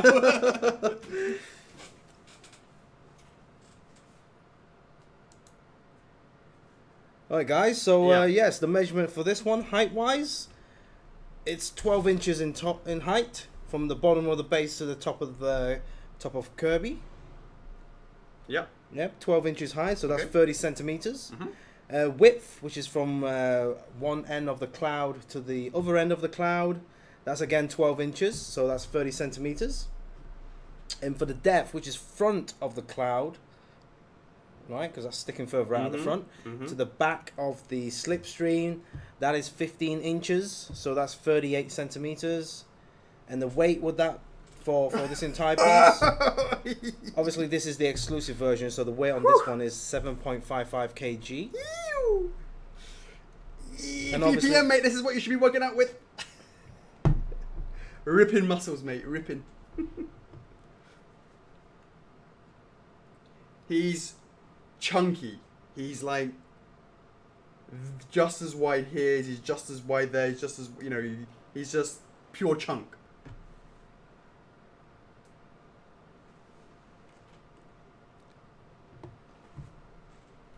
This one isn't fully lit. It's the placement. It's the placement It's of just the the LED. placement, yeah. It's the placement of the LED, Yeah. guys. We'll have to look into that one. Don't you worry about that. Don't you worry about it. Yeah, you just need to bring it a little bit more forward is all you need to do there. Just bring it a little bit more forward. We can truly that, don't worry. Oh, you can't actually see his other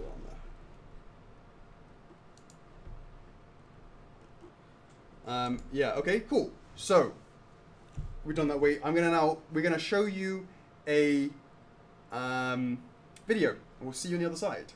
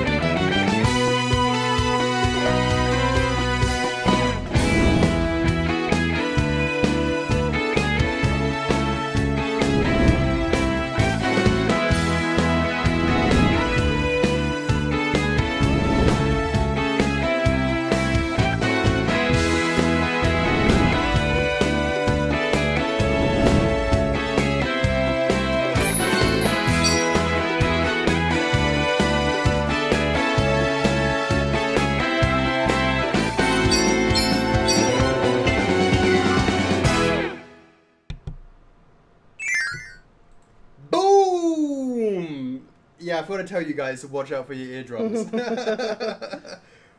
What a great video. What do you guys think? Didn't Ting do an amazing job on that video? Really, really good job. And did you see that shot with all four of them next to each other? What a lovely, fantastic range. What did you guys think of that?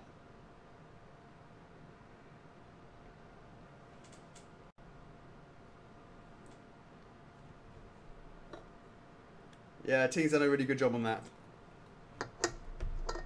And here we go. Warp Star Kirby is pretty much, that's it.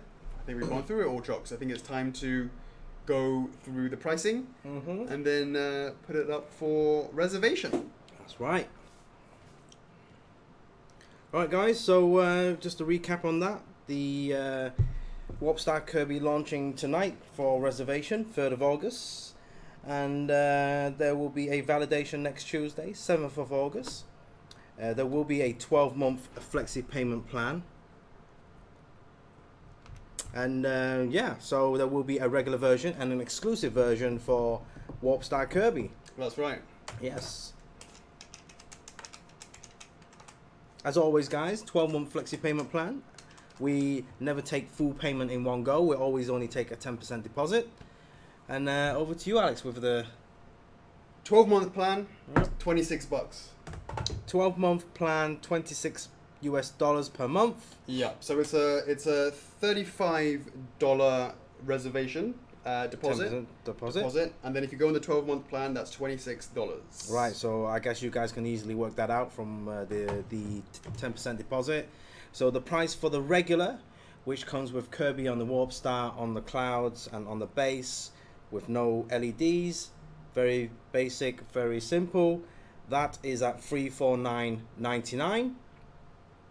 And for the exclusive, which again comes with the same setup, but the Warp Star lights up, as well as all the 14 stars, which potentially could have 2 light up modes. But there will be one that lights up always on, and then depending on licensor approval, the other mode would be the animated mode.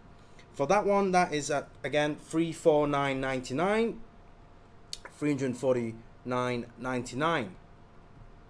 And after the stream, maybe say half an hour or so, we will have everything up on the website for you guys to check out. Yep. For example, the making of documentary, that will be posted up. The hype video will be posted up. And again, as always, there will be a statue giveaway posted on the main page as well. The exclusive will be up for offer. Do you have the shipping information? Yes, that's right.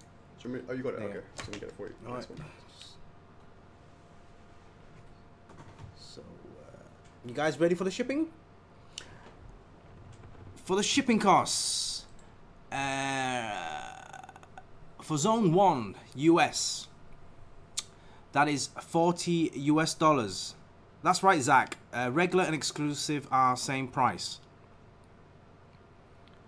For Zone 2, Did you say Zone 1 already? Yeah. Okay. For Zone 2, which is EU, that is $45. For Canada, Zone 8, that is $55. For Australia, Zone 9, that is $95 USD.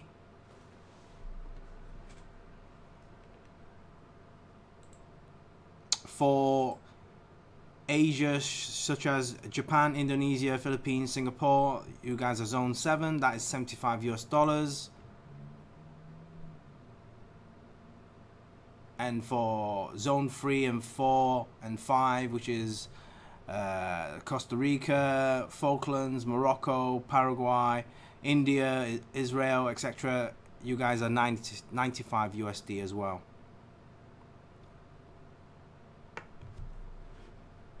Yep, this is pretty much a semi-small. I mean, it's quite heavy. It's definitely heavy, but in terms of the packaging size, because it's all kind of compact and they're sort of all one piece together, that kind of thing, it allows for it to be cheaper than usual. Yes, this is a very nice size as well. It's not a big size. It's like, you know, like I said, we've always been saying that we do work on big pieces and we work on smaller pieces. So and this kind of fits around the smaller piece range. But it's chunky as well, so it kind of looks like it's bigger than it is in terms of foot. It's still got that presence, though, hasn't it, Chocks? Oh yeah, definitely. Yeah, for sure. Cool. All right. So there will be. Is there any questions about this before we? Any questions about this before we go and do that? Oh, just to let you know, we will be doing a. And just to be clear, it's likely that we will revisit and perhaps do a triple threat pack for shadow versions, subject to license approval, and if we can get it looking right. I think if you should know that now, that there's possibilities of a, because we did do a blue one that's in the vault, and those that are that I don't know who's seen that, but yeah, I've definitely made blue ones. A blue one. Unfortunately, that's in the vault for now, but at least a shadow version that's subject to approval. That's a possibility of that. So I should be letting you guys know that now, just so you understand that. You can factor that into your decision with your purchasing decision. In terms of triple threat pack, including Shadow Sword, Shadow Fighter, Shadow Warp. But we'd have to change his face. He couldn't be Smiley Shadow for the Warp Star.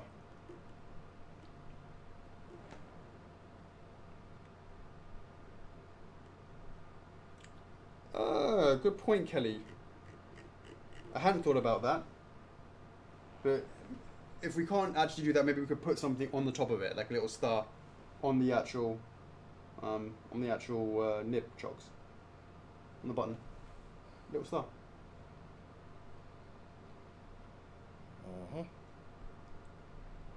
Should try and do that for all of them. So, but the material might not allow it to do it. We'll have to sort of see how that goes.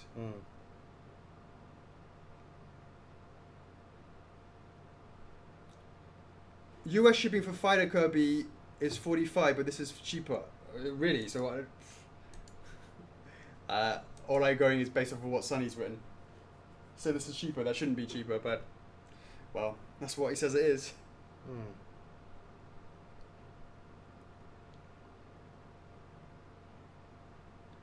Yeah, possibly, Nanase. Yeah, I'll look into that, Jenny, for sure.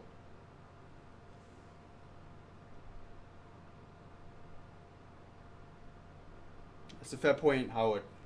It's a fair point. Cool. What's up, Ryan? Nice timing. Right. We are pretty much done. In the next 15 minutes, we will get a Feeding Frenzy up 4 minutes. There will be Warp Star Kirby will be up for reservation.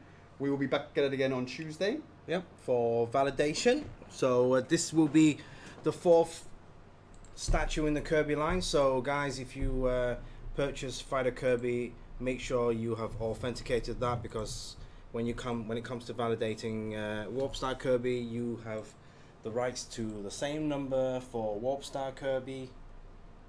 Yep. Yes, absolutely. What time am I returning? What time are you returning? Let me make sure I'm back for the stream. Right. Let me see. Oh yeah, it arrives. Oh, no, that's. Yeah, it's round about right. But because it's an hour behind. Oh, schedule. Yeah. Okay, yeah. Oh, so I arrive in the afternoon. Yeah. So I'll be back for the stream. I'll be in Japan tomorrow to go see my lovely family. They're in Fukuoka right now, and I'll be back on Tuesday for the stream. Only there to literally to pick them up because she can't handle all the screaming kids. Yeah. Thanks, Howard. You're right. I'm really glad that the fans really pushed for this, because that's definitely where he would have stayed. He would have stayed in the vault, and I'm very glad that the fans pushed to get him out. So thank you very much for that. Let's hope Warp Star Kirby does really well, because we would like to see what's next for after this.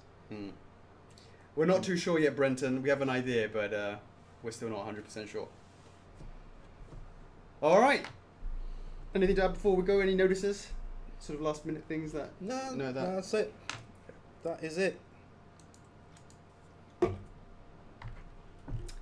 All right, Chocks. That's another one wrapped up. Cool. All right. Thank you so much for joining us, guys. It, of course, is the 3rd of June. 3rd of August. It's late. I got up really early to go to China, yo. 3rd of August 2018. It is, of course, Friday Q&A with Chocks A number 81.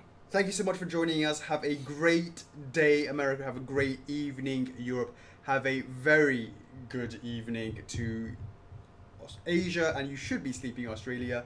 Thank you so much for your support. We couldn't do it without you. Thank you very much for joining us today. We will, of course, be back at it again on Tuesday. And there will be a feeding frenzy in the next 15 minutes. And, of course, Warpstar will go on there. And we will be looking at that pop very closely. So, yeah. Don't forget about those who promised to buy. Exactly. That's right, Edgar. You best believe. You best believe. So, thank you again, guys. All right. I'm your host, Alex. And I'm Chocks. F4F is love. F4F is life. And we'll see you in the next one. Peace. Laters.